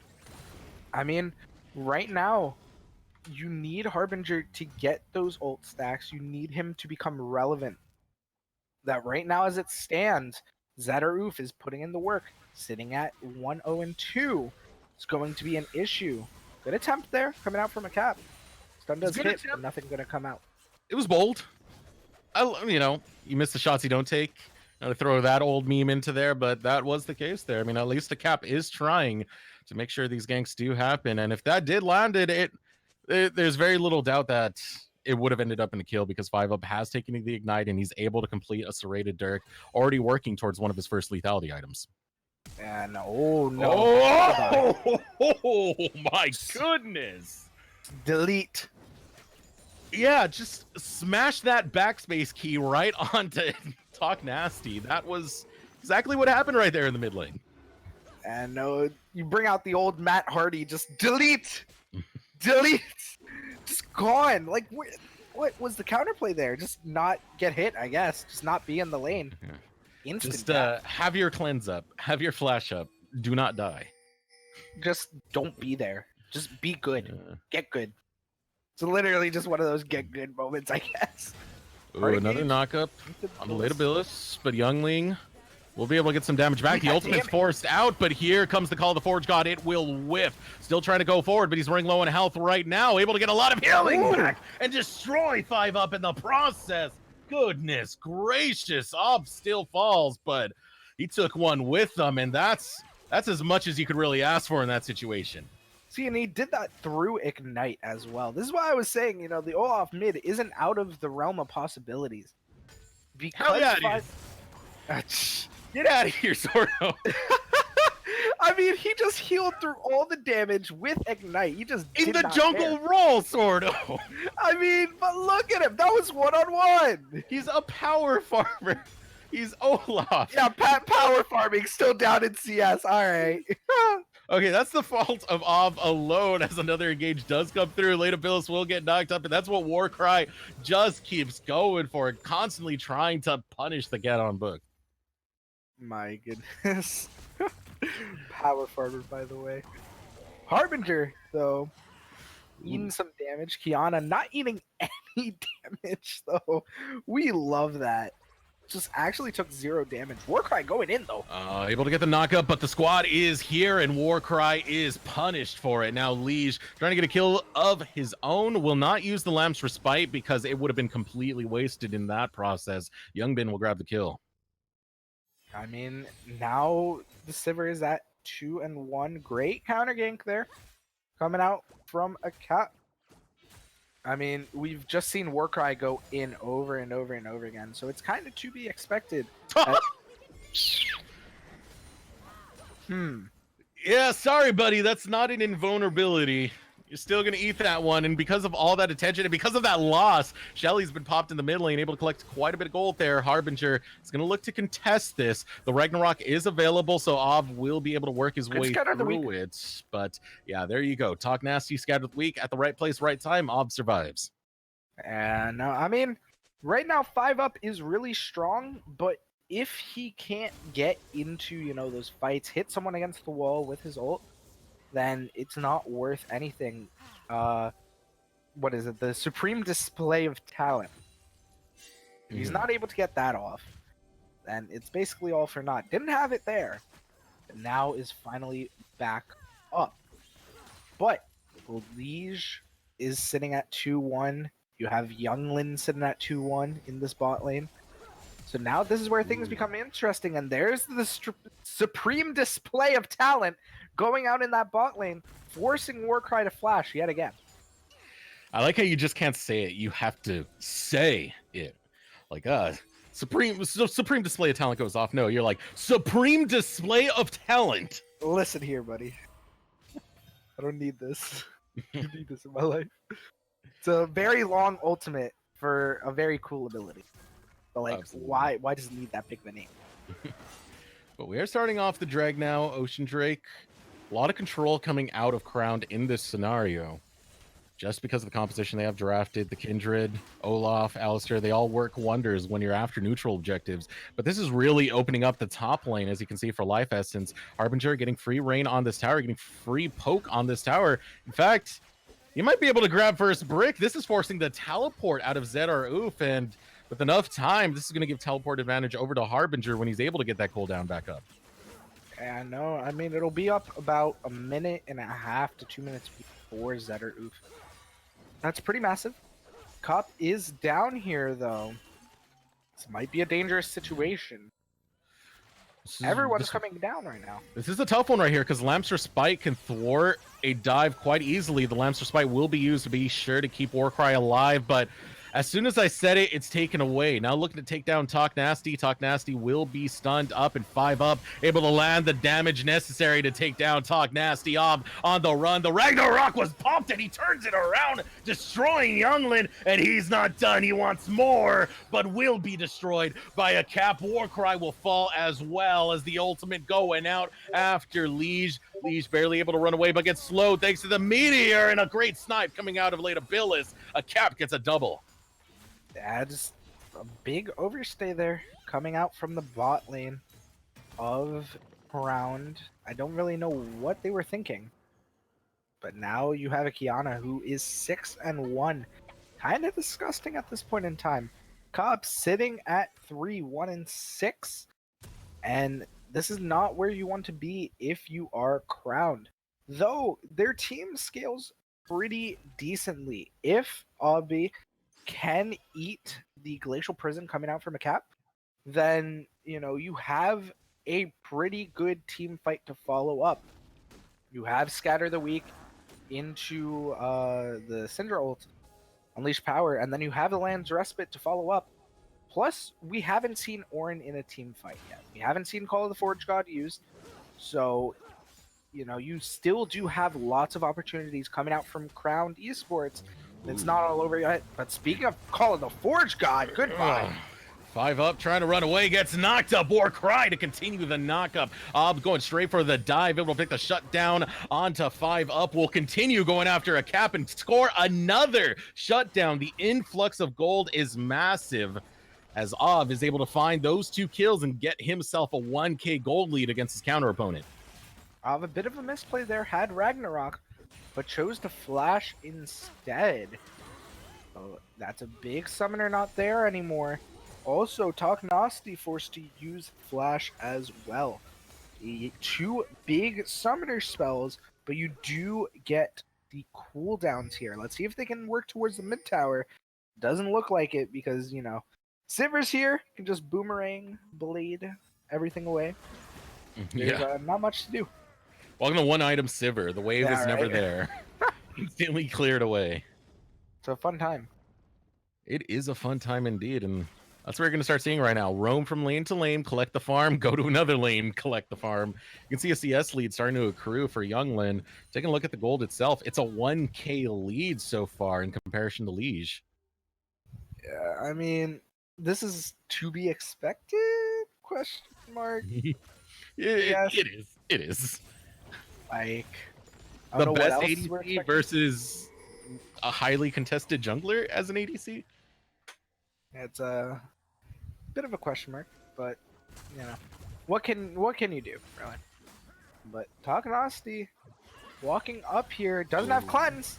Yeah, the ultimate lands flush, and the damage is there. 5 up, able to get the finish with the ignite. The pressure in the top lane means that Younglin will grab a tower in response. So many things going into the pocket of Life Essence. Able to throw in some of that invisibility. 5 up, not going to utilize it just yet. Warcry and Av are enemies you don't really want to take on at this stage of the game. And Zed coming forward here, looking to find the knockups, will not get it. Get some damage onto a cap, but the rest of the squad has shown up. Life Essence going to pop the ultimate as Warcry tries to run away, but here comes the Call of the Forge God as Zed or Oof going to use that Call of the Forge God to find the knockup, but will get a whole lot of nothing. The flash over the wall, Warcry as well as Zed or Oof, far too low. Both will go down. 5 up will claim them, and not done just yet, trying to pick up as many scraps as they can, clear the wave, set up the siege. Life Essence in the driver's seat. Yeah, Younglin trying to get the flash Q there, doesn't really get it. But right now, Life Essence in a really good position here. Ooh, out comes the ultimate. Talk Nasty claims 1, but a response comes out. Harbinger makes it 1-for-1. Rupture will not get the knockup onto Talk. 5 up, going to show up in the mid lane, but Av is on the flank, possibly looking for a counter engage, but would need more members. You can see Warcry walking towards the mid lane right now, but going to give up the siege is Life Essence as 5 up just heads to another lane. Yeah, that Flash Feast was pretty fun. Liege not really able to do much of anything there. Dragon is up. That's going to be the reset coming out from Life Essence. Trying to spend a bit of that gold. That Kiana, though. Stupid amounts of fed. 10, 2, and 2. Keeping up with CS, all right. Down 20. But again, 10 kills. Still a pretty nasty mid laner to have to deal with. Yeah, it's going to be a rough one. It's some disgusting stuff. I want to look at the gold again. Just 8.4k versus 6.2k. This Kiana is off to the races right now, and even building a Hex Drinker in the process just to absorb that damage that'll come out from Talk Nasty. Dragon started up. Ocean Drake starting to get very low. Will be taken away. Life Essence able to claim it. Looking to go for the engage is Warcry, but here comes the Call of the Forge God again. The knockup onto Lin. Lin starting to run low, but he has his squad all around him. Can't say the same for Zed as he falls. A double kill over to Younglin and Life Essence. They're just keeping it up right now. They grab the objectives. They have the tempo. They have the team fighting comp, and they have the scaling. Everything is working in their favor as Liege continues to run away, forced to use the Lamb's Respite. A cap tries to back off from the pressure of that tower as another knockup goes through. Look at the tower. It's so low. They're just going to outright destroy it. Ob goes down as well. And Life Essence, they just keep racking in the money. They're cashing in. Tax return has arrived, baby, as they go after more towers. And no, they aren't going to really be able to get this tower, but right now sitting at a 6k gold lead. 20 minutes into the game, and this one is starting to look a little bit doomed right now for the side of Crowned Esports. Not where you really want to be. You need that Kindred to be somewhat relevant. Has a few marks, but right now, the team just doesn't look on the same page. Not at all. Just completely split up. Their win condition already feels gone as well. This is a team fighting composition drafted by Crowned, and they can just pretty much steam. I'm sorry, not Crowned. Life Essence, CE versus LE, getting mixed up, but yeah, they can pretty much just steamroll the composition of Crowned at this point. If you're Crowned, you're only looking for picks. You're looking for skirmishes. You're not looking for a full-on 5v5, where Crowned is loving that situation. Yeah, I mean, right now as it stands, Life Essence is in the driver's seat. They can basically do whatever they want. 3 towers to none. Baron is open here. Next team fight will probably get them Baron, if not a few towers. Warcry finds the knockback. Won't get the combo, though. Fighting over Vision right now because Baron is on the map, and that is going to be the most highly contested objective both of these teams want, especially if your Life Essence looking to close this game out right now. Pressure is there as they set up the 1-3-1. You're seeing the top lane 5-up pushing. Harbinger, bot lane. Meanwhile, those waves are going to start collapsing, and Crowned are going to have to deal with them eventually. No, definitely. And I mean, can they really deal with them? Call of the Forge God comes out. Ooh. Yeah, but too fast, too furious is Younglin. Still, though, teleport's going through. The team fight is underway. Warcry able to get a knock up onto 5-up. 5-up starting to fall critically low. Trying to run away from this situation, but you can't get out of that. Here comes Zob, who's able to claim 1 kill, but is returned by a cap. And now Life Essence, they're filling it. They're filling it. Momentum is on their side as they look for more knockups, more silences, more stuns, more kills. A double kill goes over to Younglin and only losing 5-up. Meanwhile, Crowned lost 4. This is a great opportunity for Life Essence to seize the map as they please. Yeah, you didn't have Lamb's Respite. You whiffed Call of the Forge God, and that basically ends the fight. Great spell shield coming out from Younglin. Ends up spell shielding the Unleash Power, so basically all the damage coming out from Taknasti does nothing. You know, you use everything on the 5-up, but, you know, you still have a pretty big carry. 7-2-8 Sivir. You can't really let that go, you know, unchecked. And interesting movements come out of Life Essence, by the way. They opted to take the mid lane inner rather than going after the Baron. And you could argue that the jungler was still up, but my argument, Cho'Gath. Cho'Gath, Smite, Cho'Gath win. Cho'Gath greater than Smite. What's going on here? Yeah, kind of. In this sense, I mean, right now, both teams are just looking to fight. And if I'm Crowned, you shouldn't be looking to fight here. You have the Olaf going full damage, which to me doesn't really make much sense. He needs to be soaking up some sort of damage here. I know this is, you know, the highest win rate build for Olaf is going that Warrior Enchantment into Black Cleaver, into Sterix Gauge. But in this game, you need to be a bit tanky here. That Absolutely. You need to absorb damage that no one else can.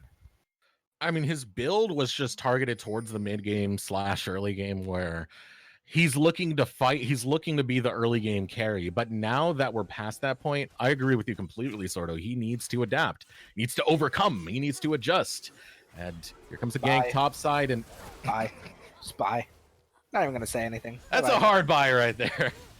Goodbye. Also, goodbye to this tower as Life Essence continue their pressure, destroy that, and start up an inhibitor siege. Meanwhile, with still Ob in the mid lane, this is going to be very hard to defend. It's going to rely heavily on Warcry and Zed to find a proper engagement if they're to stop this, but it doesn't look like they want any piece of it. They're just going to surrender this inhibitor.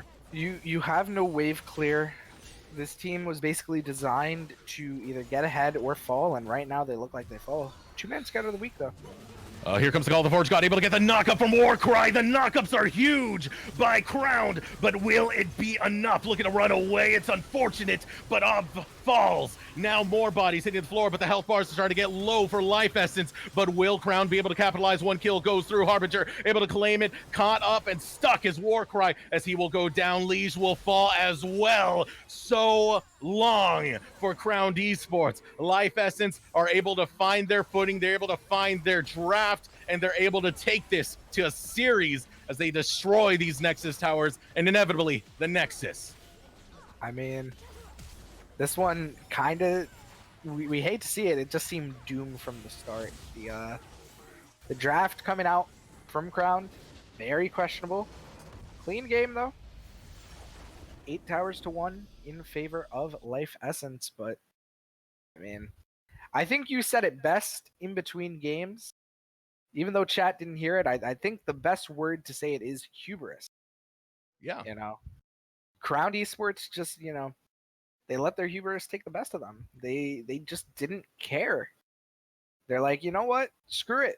We're going to have fun. We're going to see what happens. They tried to take the Kindred away from a cap, but you got dumped. You gave him the most meta jungler. I mean, like, is there any other way to say it other than they just got dumped on? The bot lane plays did not go well. You basically did what Life Essence did last game, but instead of 210, now you're 212. Like, just destruction coming out. Life Essence showing us why they're still in playoffs, and just overall a well-played game. I guess it's a well-played game. Like, jeez. I mean, I appreciate it coming out of Crown, trying to do something new, trying to see what works, but playoffs is not the experimental phase. That was the group stage. You do that then. This shouldn't be brought onto the Rift.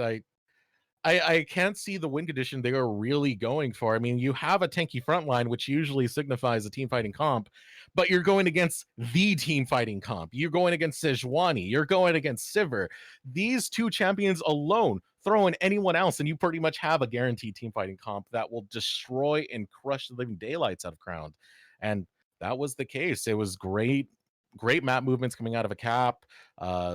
A shaky bot lane to come out of Life Essence that can be exploited in the next one if you're Crowned, but ultimately Sivir is Sivir, and Sivir came back and throw boomerang, get kill. Congratulations, you won the game. But the big one to talk about is 5 up in the mid lane on that Kiana.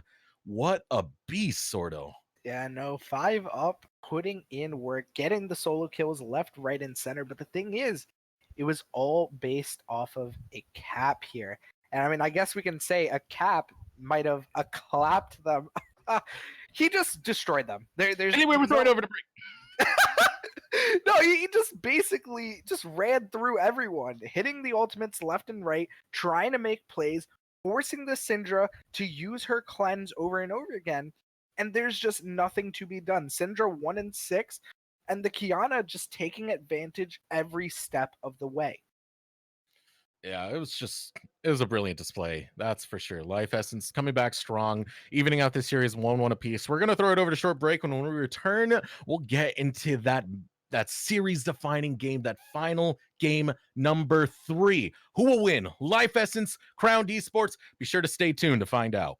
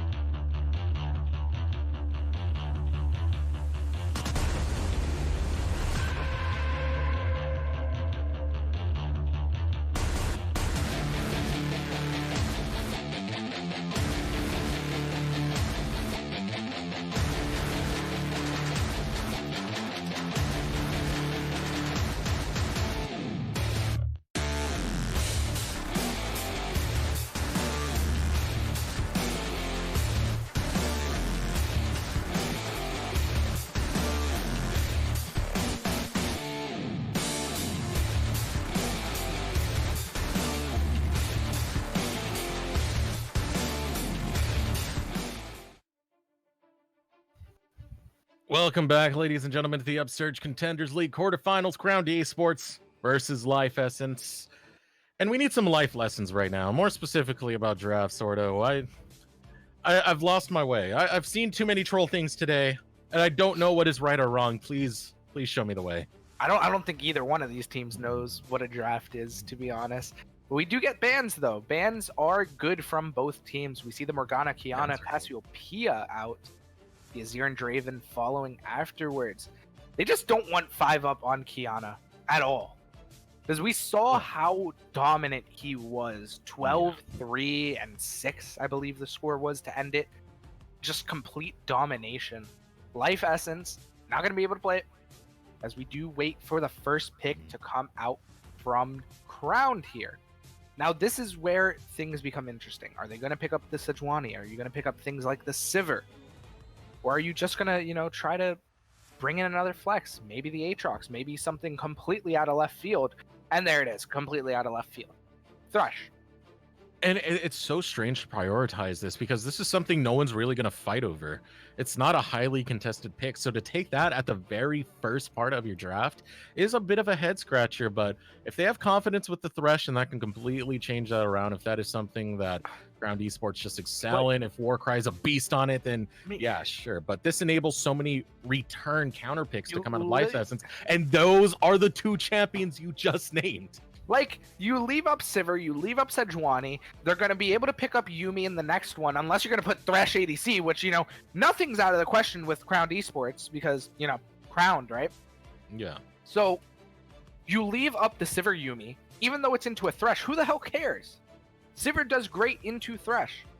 So now, you're going to pick up the Sylas, it's been banned the majority of the games, and if you put it into the jungle, you're basically done. The way that they changed it to where it has a magic shield now, his clear is still god-awful. The reason why it worked before was because that shield ended up allowing you to absorb a lot of damage, and you were able to jungle. If Sylas is not going into the mid lane, what do you do at that point? You have no jungle. Kai'Sa, going to be locked in, though, so it's going to be Kai'Sa Thresh versus most likely Sivir Yuumi. And there it is. The most standard team comp coming out from Life Essence. Well, there it goes. Sivir, Yuumi, Sejuani, pretty much the exact same thing that we saw with the last draft, and they were pretty much gifted this. This is something they wanted to go after, and they were allowed to pretty much have, and this is a great position for Life Essence too, because this means they're saving their solo laners for the second part of the draft, and Red Side does get the counter pick. So this enables so much for Life Essence. I'm liking the way it's going thus far. Meanwhile, for Crowned Esports, there's still a lot of questions. They do have a powerful bot lane in the Thresh and Kai'Sa. Kai'Sa works really well with engagers. So it's not all said and done just yet. It's still a competitive draft, but you never know what happens when we get towards round 2 as more bans go out, Swain and Corki banned away. Yeah, I mean, with the Corki ban, it kind of looks maybe towards an Azir, maybe? For Life Essence as their solo laner in the mid. Crowned, they need to pull something out here, because I'm assuming that's either going to be a Sylas top or a Sylas mid. That if it's in the jungle, it's done. Cho'Gath going to be banned out. Same thing with the Orin. So Life Essence, we'll see what they pick here. I want to lean towards the Azir. Sion going to be locked in though.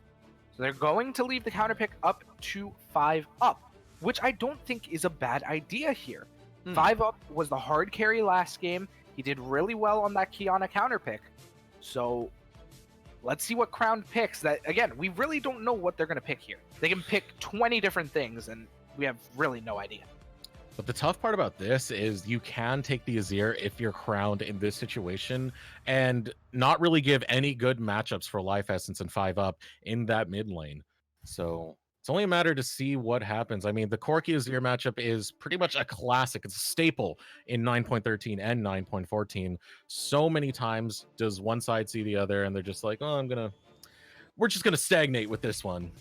But yeah, the Maokai getting locked in. You're starting to see both sides this time are going for something a little bit more team fight oriented. Okay. The Void Queen herself, Rek'Sai, getting locked in. Overall, that means lane Sylas will be a thing for this game. So I'm okay with this. Sylas does get a bit tanky with the Maokai. And Rek'Sai is also a really good bruiser. Kassadin, though, however, Life Essence is... Ooh, okay. So, Life Essence has basically put a timer on this game. If it reaches around 35 minutes and Crown isn't at the Nexus, the game basically unfolds from there. Kassadin will hit level 16 with 3 items. You're going to have the Sivir with 3 items. You're going to have a Scion and a Sejuani that are just going to run into you, and you don't really have much to eat all that damage and CC that's going to come after you once Life Essence comes online. Crown needs to build an advantage early. If not, this game is going to fall apart. It can. It very much can. The one thing I do see from Crown, though, is the Kai'Sa is a hyper carry. She gets really good in the late game, but that's pretty much their only late game contingency plan. If she's untouched, which Thresh and Maokai are very good at guarding an ADC, she can just rip apart the composition of Life Essence. If she's taken down, that's it. They're done. So that's the big one right there. The other big one is Sylas. Sylas is still a good champion, can still do good things, even though his ultimate was changed from 15 seconds to 60 seconds. Having the ults that are available from Life Essence, more specifically that Glacial Prison, can turn Crown into more of that team fighting composition. Yeah, I mean, he does have a lot of ultimates to steal. You have the Scion ultimate, you have the final chapter, you have the Glacial Prison. And if you're able to get a big ult off, you can change the fight. But like you said, Kai'Sa is a hyper carry, and if she goes down, the game's over.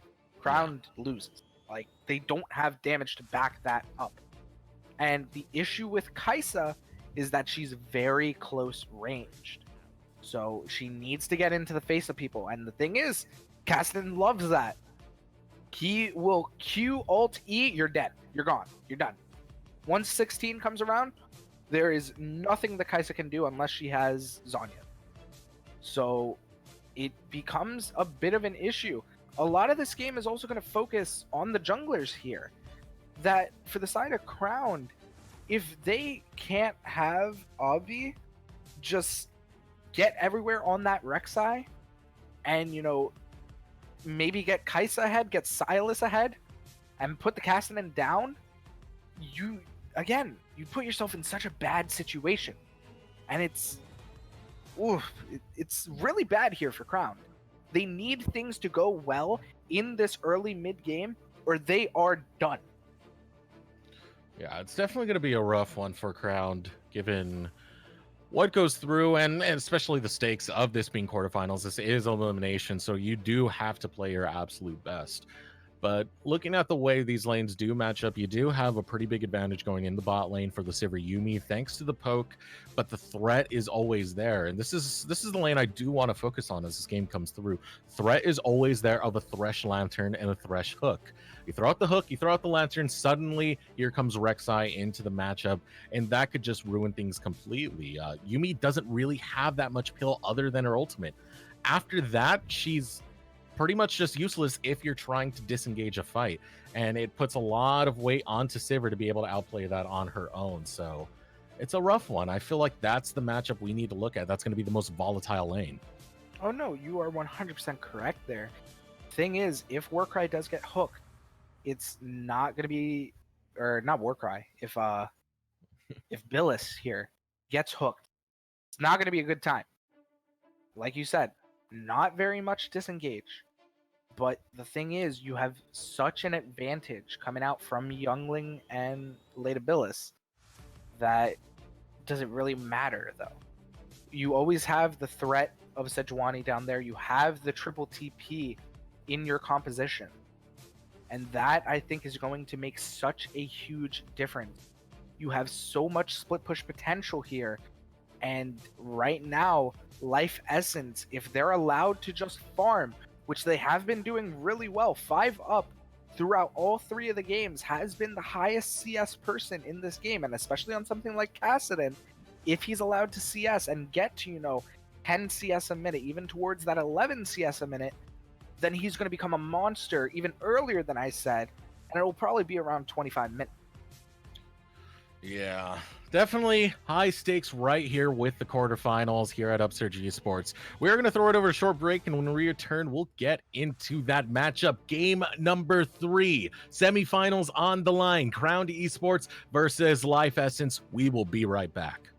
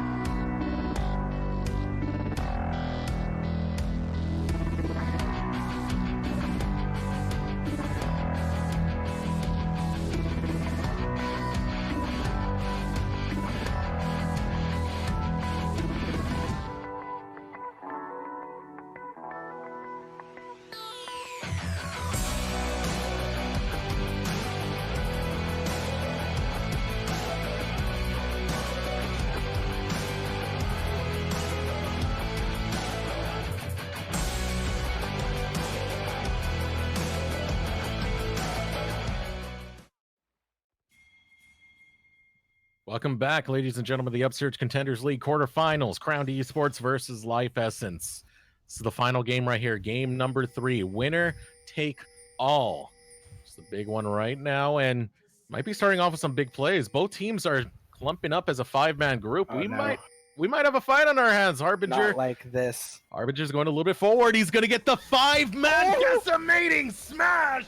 And this is open season for Life Essence. With all that time bought, the stuns are going through, and Life Essence are able to pick up first blood. Liege on the run. A cap will not find him. The flash over the wall from Liege keeps him alive, and Life Essence, goodness gracious, what an aggressive play, but it works out big. My goodness. They just walked into it. Not like this. I mean, you have the early game aggression coming out from the side of Crown. You're supposed to be the team that gets ahead early, but instead you just get dumpstered. Force 2 summoners already just for the ignite coming out from Billis.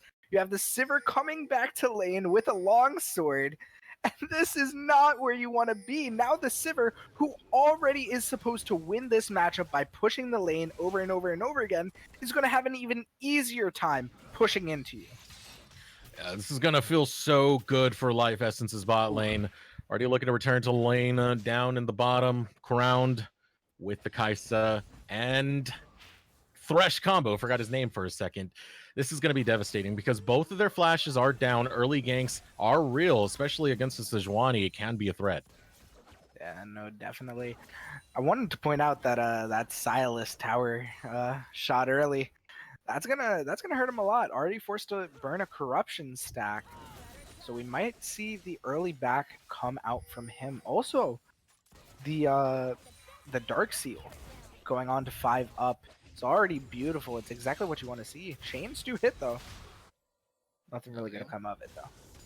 Yeah, get some punishment in. It's Magic Shield versus Magic Shield. 5 up gets it on his Q. Talk Nasty gets it on his E. The only thing here is 5 up will max his Q first, so he'll be able to utilize it a little bit more in these trades, but it's still going to be pretty skill-oriented, specifically for 5 up, who needs to keep himself quite healthy and alive. But meanwhile, on the bot lane, trading does go through. Younglin starts to get pretty low. Wants to really press that no flash advantage, but summoners are still up. You got to keep an eye on that heal and ignite on the side of Crown. That was still a great job from the Crown bot lane there.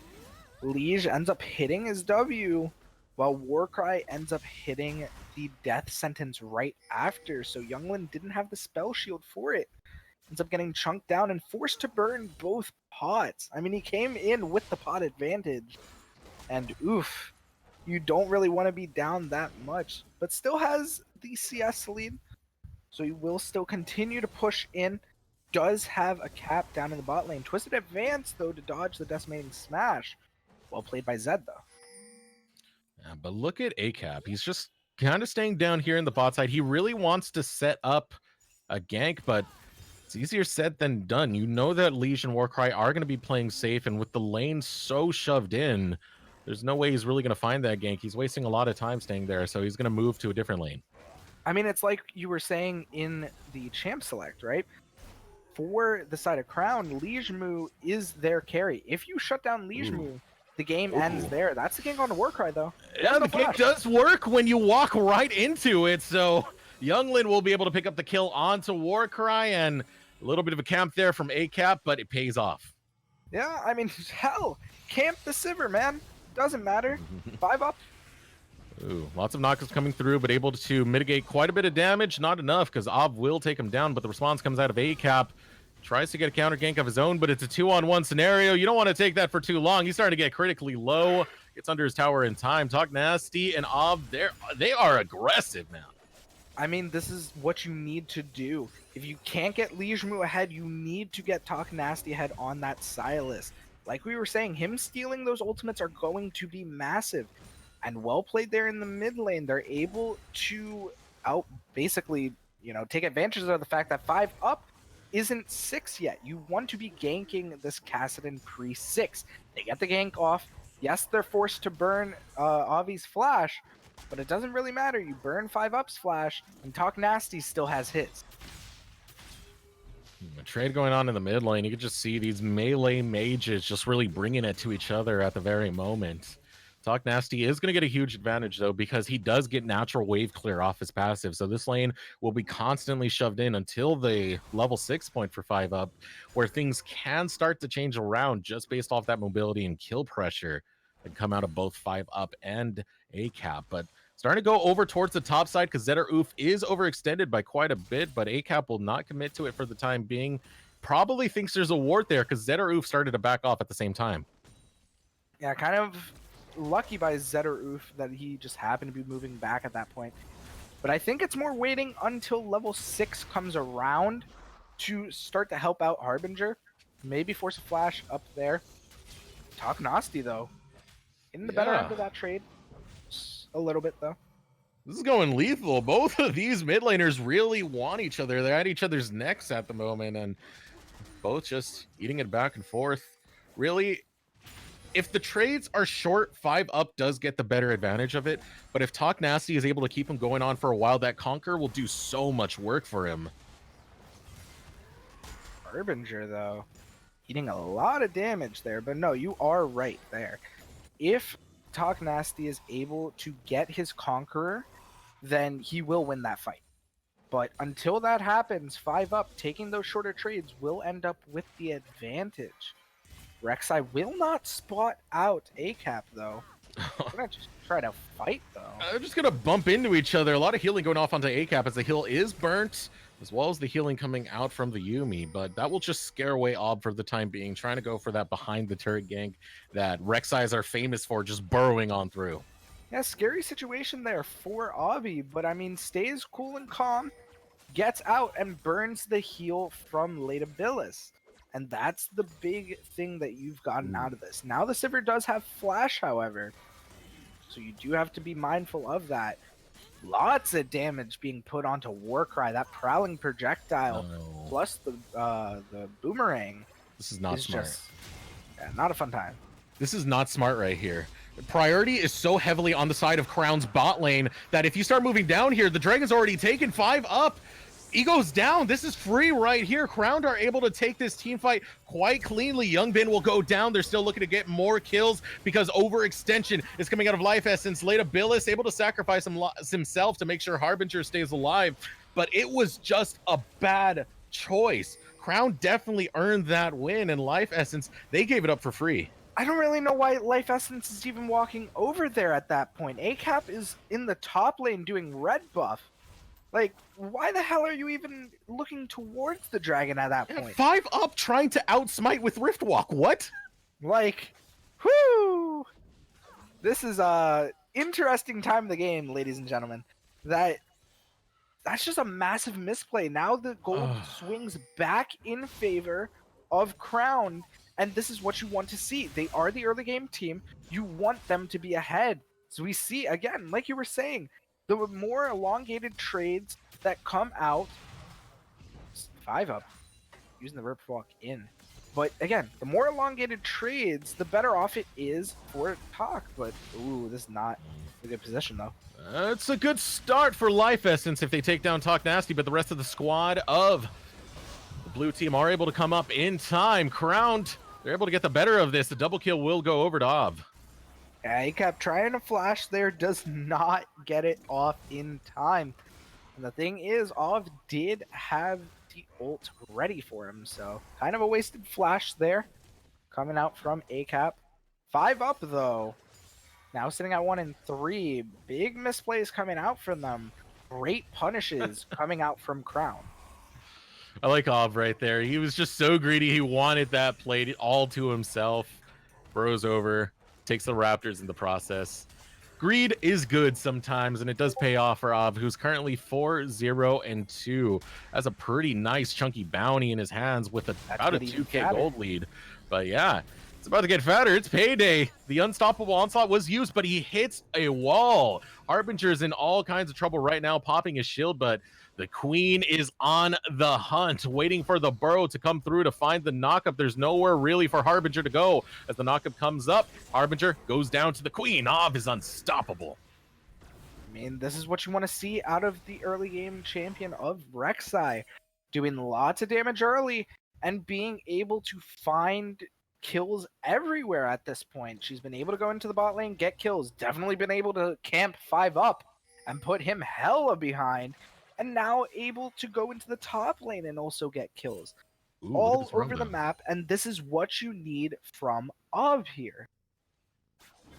Yeah, but look at this roam coming out from the side of Life Essence. Gonna pop the ultimate. The health bars are low, so now's the time to go for the roam, especially when you have the Kassadin as well as the Sejuani. They're gonna set up the dive right now. ACAP will lead it to grab that turret aggro as he goes forwards with the Arctic Assault. Going golden is gonna be Liege trying to buy as much time as he can, but Warcry will be the first one to fall. The Killer Instinct able to get one Vengeance kill, but you cannot outrun the Rift Walk. Shut down. Money into the pocket of 5 up and a 2-for-1 exchange going in the bot lane. Great job there from Harbinger. Ends up canceling the teleport. That would have probably made a huge difference there. Zetter Oof, not in the best situation here. He's getting bullied quite a bit. Waiting for that decimating smash, but able to just thwart it by Arcane shifting on it. Not Arcane Shift, excuse me. Twisted Advancing on it. Here. Looking to collect more. Ob able to find the Unburrow knockup, but stopwatch is there. Keep him alive for a little bit longer, but the chain of CC that comes out of Maokai, as well as a Rek'Sai, is just too much to handle. A kill goes over to Ob. Able to get the knockup with the flash into the Glacial Prison from ACAP. Oh my goodness, does that feel bad? Feels bad, feels great for ACAP. Needed a way back into the game. Gets a fatty shutdown onto the Rek'Sai. 5 up though. Eating a bit of a bad trade. Great job there from ACAP, making a bad situation a little bit better. Even though Harbinger is, not having the best of games, already 0-2, but you do get the shutdown on Ov. Good spell shield there coming out from Youngin. Or Younglin. I do want to take a moment to let our audience know about the in-game chat that's going on. Both junglers after that play just said lol in all chat. So there's some friendly competition going on. Competition nonetheless, but able to enjoy little hiccups like that as an engage goes on into the mid lane. Look to go after 5 up. ACAP is there as well as the death sentence lands onto 5 up. You're gonna get the missiles out of Liege. Killer Instinct will not follow through to try and take down 5 up, but the rest of the squad able to show up in time. Crowned are looking to take this mid lane turret. First brick, not yet falling. Slither of health remains. They're able to take it down, but the queen is now locked up, able to burrow away from the ultimate of Latabilis and survive. But here comes the roam. This is where the worries start to exponentiate for Life Essence. The flay will not land, so able to stay alive? No! The death sentence lands onto Young, but will he be okay? As Zed is on the flanks, there's 5 members strong coming out of the squad of Crowned. ACAP going straight after Talk Nasty, flashing away from the unstoppable onslaught. The Lantern will keep Talk Nasty alive. Really a chain of events for Crowned to be able to stay in this game. Yeah, they can go straight towards that dragon. Rek'Sai forced to back here. Be a big dragon for them if they can get it. Still 3 members strong though, and Silas does have teleport. Wait, sort of. Are you telling me if you have priority that you can actually get a Drake if you have a smite as well? Yeah, right? Who would have thought? But here comes Talk Nasty though. Yeah, able to come over the wall, gets the lockdown onto 5 up. 5 up instantly deleted, but here comes the root. Harbinger in a whole world of hurt as the queen is able to lay it on, and Miege follows suit to find the double kill. It's looking great for Crowned as they're able to find some vengeance and lay down Shelly. Yeah, Rift Herald gonna be placed down, and this is most likely just gonna be the bot tower taken. 5 people strong. Listen, you may have had priority for that dragon. I don't think it means much of anything if you don't have the team to back it up. So now, Crowned, they find not only first brick, but second brick. They got Shelly still going. She will be able to get one more charge in, unfortunately, for Life Essence. Gonna watch that one go through. The eye goes away. The charge goes in. Able to get it to about half health. And the recalls come through. Reset for Crown. Be able to purchase those items. You can see Spirit Visage picked up by the Maokai. Rest of the squad hitting the map right now, but this does give a bit of tempo back over to Life Essence to just be able to get some vision to be able to react to what Crown's doing as they look to set up a gank in the mid lane. Talk Nasty starts to get low. The stun goes through, but the death sentence will land. 5UP is on the hunt, but he can't get close enough. Still trying to get Talk Nasty. ACAP, meanwhile, will fall to Ob. There goes the death sentence over the wall, and it's a 2-for-1 deal. Once you grab 5UP, you're able to get the triple and complete it with Leda Billis, the cat on book. All for the feeding, but here comes the queen. She's not done just yet. Looking to get more onto Harbinger. Harbinger's trying to run away, but the Unburrow comes out in the death sentence of Warcry, just waiting to go off and land. The flash does come out of Harbinger, but it's far too late. He falls to off. I know this game has been just cracked wide open. Of putting the team on his back, saying we are going to continue this playoff run. Last game was just our hubris showing a little bit, and now we're taking it seriously. 10-1-2 on the Rex side, 5-1-2 Lijmu on this Kaisa, and they're just starting to pick the team apart. That was what, 3v4 in the mid lane, and Ov just goes into the back line and destroys everyone. This game is going excellently for the side of Crown Esports, and it's looking as to, why they look like they're about to move on to the next round. And it all started with 5UP just deciding, hey, I can steal Dragon. Ever since then, it's just been lost team fight after lost team fight, and they haven't been able to recuperate because it was just too big of an influx of gold going over to Crown that's enabling Liege and Talk Nasty to be this strong at this stage of the game. Yeah, no, you're 100% right there. I mean, if you don't have priority, you cannot go towards a dragon. And even if you have priority, with that low of HP bars, it's just not worth it. When you face a team that has so many teleports, you cannot do that. And you're the team that has more teleports for the side of Life Essence. So it should be you guys the ones doing that, not getting that onto you. They should have backed and maybe teleported in when, Crown Esports decided to go for the dragon. Not do something like that, where you've basically thrown most of your chance to win in this mid game and have to hope to God that you can make it towards that 35-minute mark. Ooh, yeah. Yeah, that's truth right there, because Life Essence, if they can turtle, they're not out of the game. That's for sure. 5UP and Younglin are both on champions that hyperscale. And once they get to that late game, they put in all sorts of damage. But it's about stopping that bleeding, stopping that gold lead from exponentiating. And that's something that Crown aren't willing to give up anytime soon. No, definitely. Already taking the top tower, and this is where things just escalate more. Baron still isn't even up, and we're already seeing an 8k gold lead. Like, this is not what you want if you're Life Essence. This is just utter destruction coming out. Baron spawning in about 1 minute and 40 seconds here. And for the side of Crown, they're just going to keep applying pressure. Dragon is coming up in 20 seconds. That's just going to be another thing that you're going to take. It's an Ocean Drake. That's going to be even better for you. You can just stall out the Baron and try to take a fight right after. Ooh, they're looking to get onto Harbinger. Will not have enough follow-up. Will not have enough damage to deal with Harbinger. We were talking about hyperscalers. Harbinger is technically a hyperscaler if you think about Sion in a tank role. He becomes very, very hard to kill, more so than a Maokai would. He's just this walking brick wall that's looking to save his team. So that is something else that can scale in the tank division towards finding success for Life Essence in the late game. But another Drake goes down, and it's claimed by Crown. And with Baron coming up within the next 50 seconds, things are starting to look grim. No, again, we talked about it. For the side of Life Essence, they have really great late game scaling. This is one of the best late game scaling comps you can create. But if you get pushed in, basically your only hope is that your Sivir can continue to wave clear through it all. And I mean, if she can and get to that 35-minute point, then, maybe you have a chance. The Rek'Sai starts to fall off the later this game goes.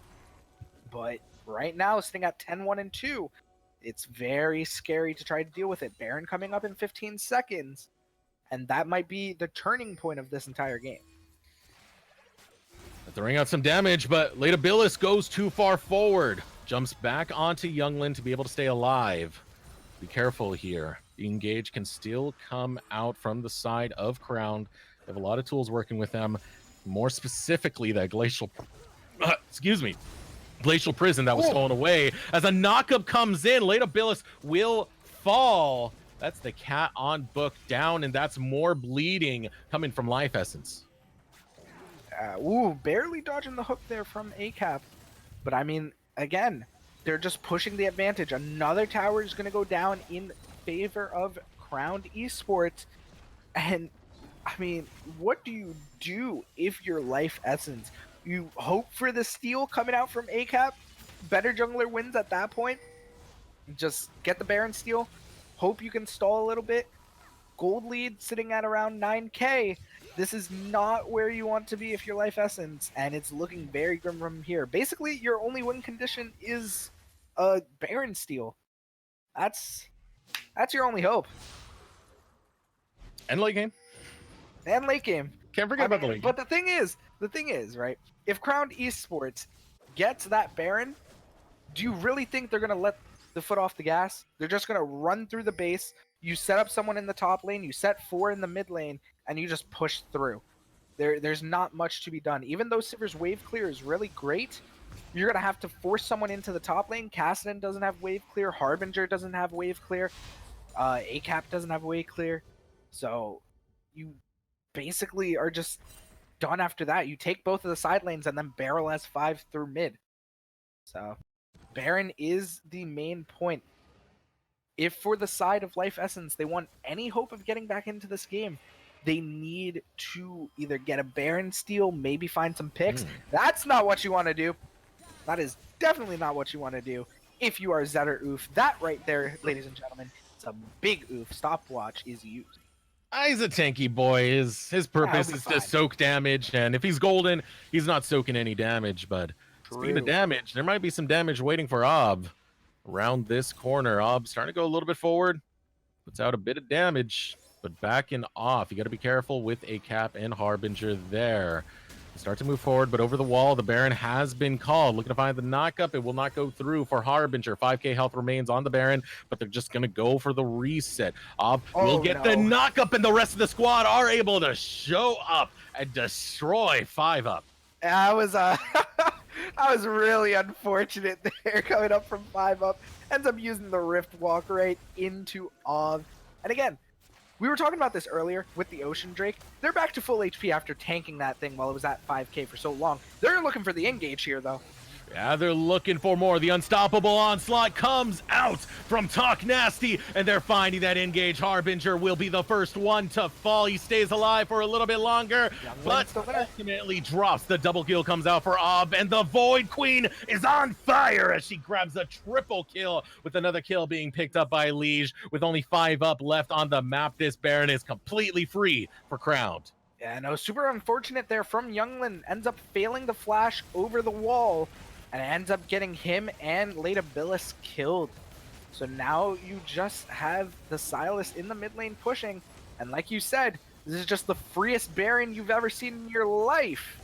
Baron, 23 and a half minutes into the game, going over to Crowned Esports. Get that purple buff in the pocket and start up the siege. This is going to be rough for Life Essence. We were talking about the wave clear earlier. It's only really good on Younglin. You were talking about the split push earlier. Younglin can only cover one lane. So this is going to be very, very lethal. Crowned are in an excellent spot to look to start closing out this game soon. And with another Ocean Drake spawning, you know they're not going to ignore that one. They will not shy away for more regen. Yeah, no, you take the Ocean Drake and you keep pushing through. At some point or another, for the side of Life Essence, they're going to have to back. So having those double Ocean Drakes is massive for you. You get the blue buff onto Talk Nasty, and there he goes. He's already in the top lane, starting to push. Take the Ocean Drag, and now you barrel towards mid lane. You send 4 there, and you keep the pressure up over and over again. Most likely the top tower will fall momentarily. They do have Zed or Oof in the bot lane. He has teleport, so you can just set up a 1-3-1. I just want to give some love over towards the Twitch chat and the guy who keeps saying Rek'Sai, my queen, every time I mention it. I don't know, I just love this type of interaction. The 1-3-1 starts to come out. This is going to be the stranglehold right here. Baron buff in every single lane. Life Essence are going to have to find a way to deal with this. There's only one more outer turret remaining, and it is not long for this world. So Life Essence start to group up as 4 towards the mid lane, trying to deal with the bot lane as well. Split push comes out from Dead or Oof. Talk Nasty will be able to claim this tower without much resistance whatsoever. But now it's time for those inhibitors. Can Life Essence defend them? Probably not. To be honest with you, most likely not. They're gonna push everyone towards the mid lane while Sivir Yumi is in the top lane. They're just gonna take the tower for free. Oh, and they're looking to find engages as well. The ultimate once again stolen away. Talk Nasty has the Glacial Prison. So if you're Life Essence, the engaged threat is so real. You have to give a lot of respect towards the composition of Crown. Talk Nasty will get silenced. He's looking to throw out that Glacial Fissure whenever he sees fit, but the spell shield at the right time for Youngland to stop the death sentence. But it's not stopping these structures from falling. Crowned are having their way with it. The On the Hunt's going to be popped, and so is the ultimate from the Yumi. They're able to get a lot of lockdown onto Crowned, but looking to go forward. They don't care. They want the ADC, and they're going to claim him. Will be legendary, taking down Youngland. 5 up will fall to Liege, and they're getting torn apart. They're getting destroyed. Life Essence, soon to be Death Essence, as double kill goes over for Liege. More bodies hitting the floor. A-Cap falls, Leda Billis, the last one to stand, the final one to fall, as Ob is able to find another double kill. Crowned Esports have eradicated Life Essence, and they will move on to the semifinals, destroying the nexus of this crew. Yeah, just a really clean game coming out from them. And 27 minutes into the game, like you said, they're going to be moving on to the semi-finals. Congratulations to Crowned Esports for an overall immaculate win. Immaculate doesn't even begin to explain it, Sordo.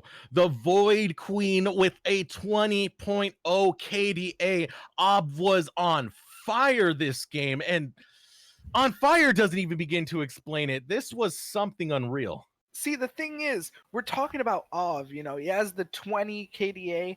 Look at Talk Nasty. 0-1 and 19, 215 CS, popping off as well. Every single support. Time. Yeah, every single time that Ov was trying to do something, who was right behind him to back him up? It was Talk Nasty every single time. And that is why they just ran through Life Essence. This isn't even, you know, something that can be looked at. They just ran through it. 5 up, tried to be aggressive in every single situation when he just needed to scale. Talk Nasty knew this, called in Ov, and just destroyed them every time.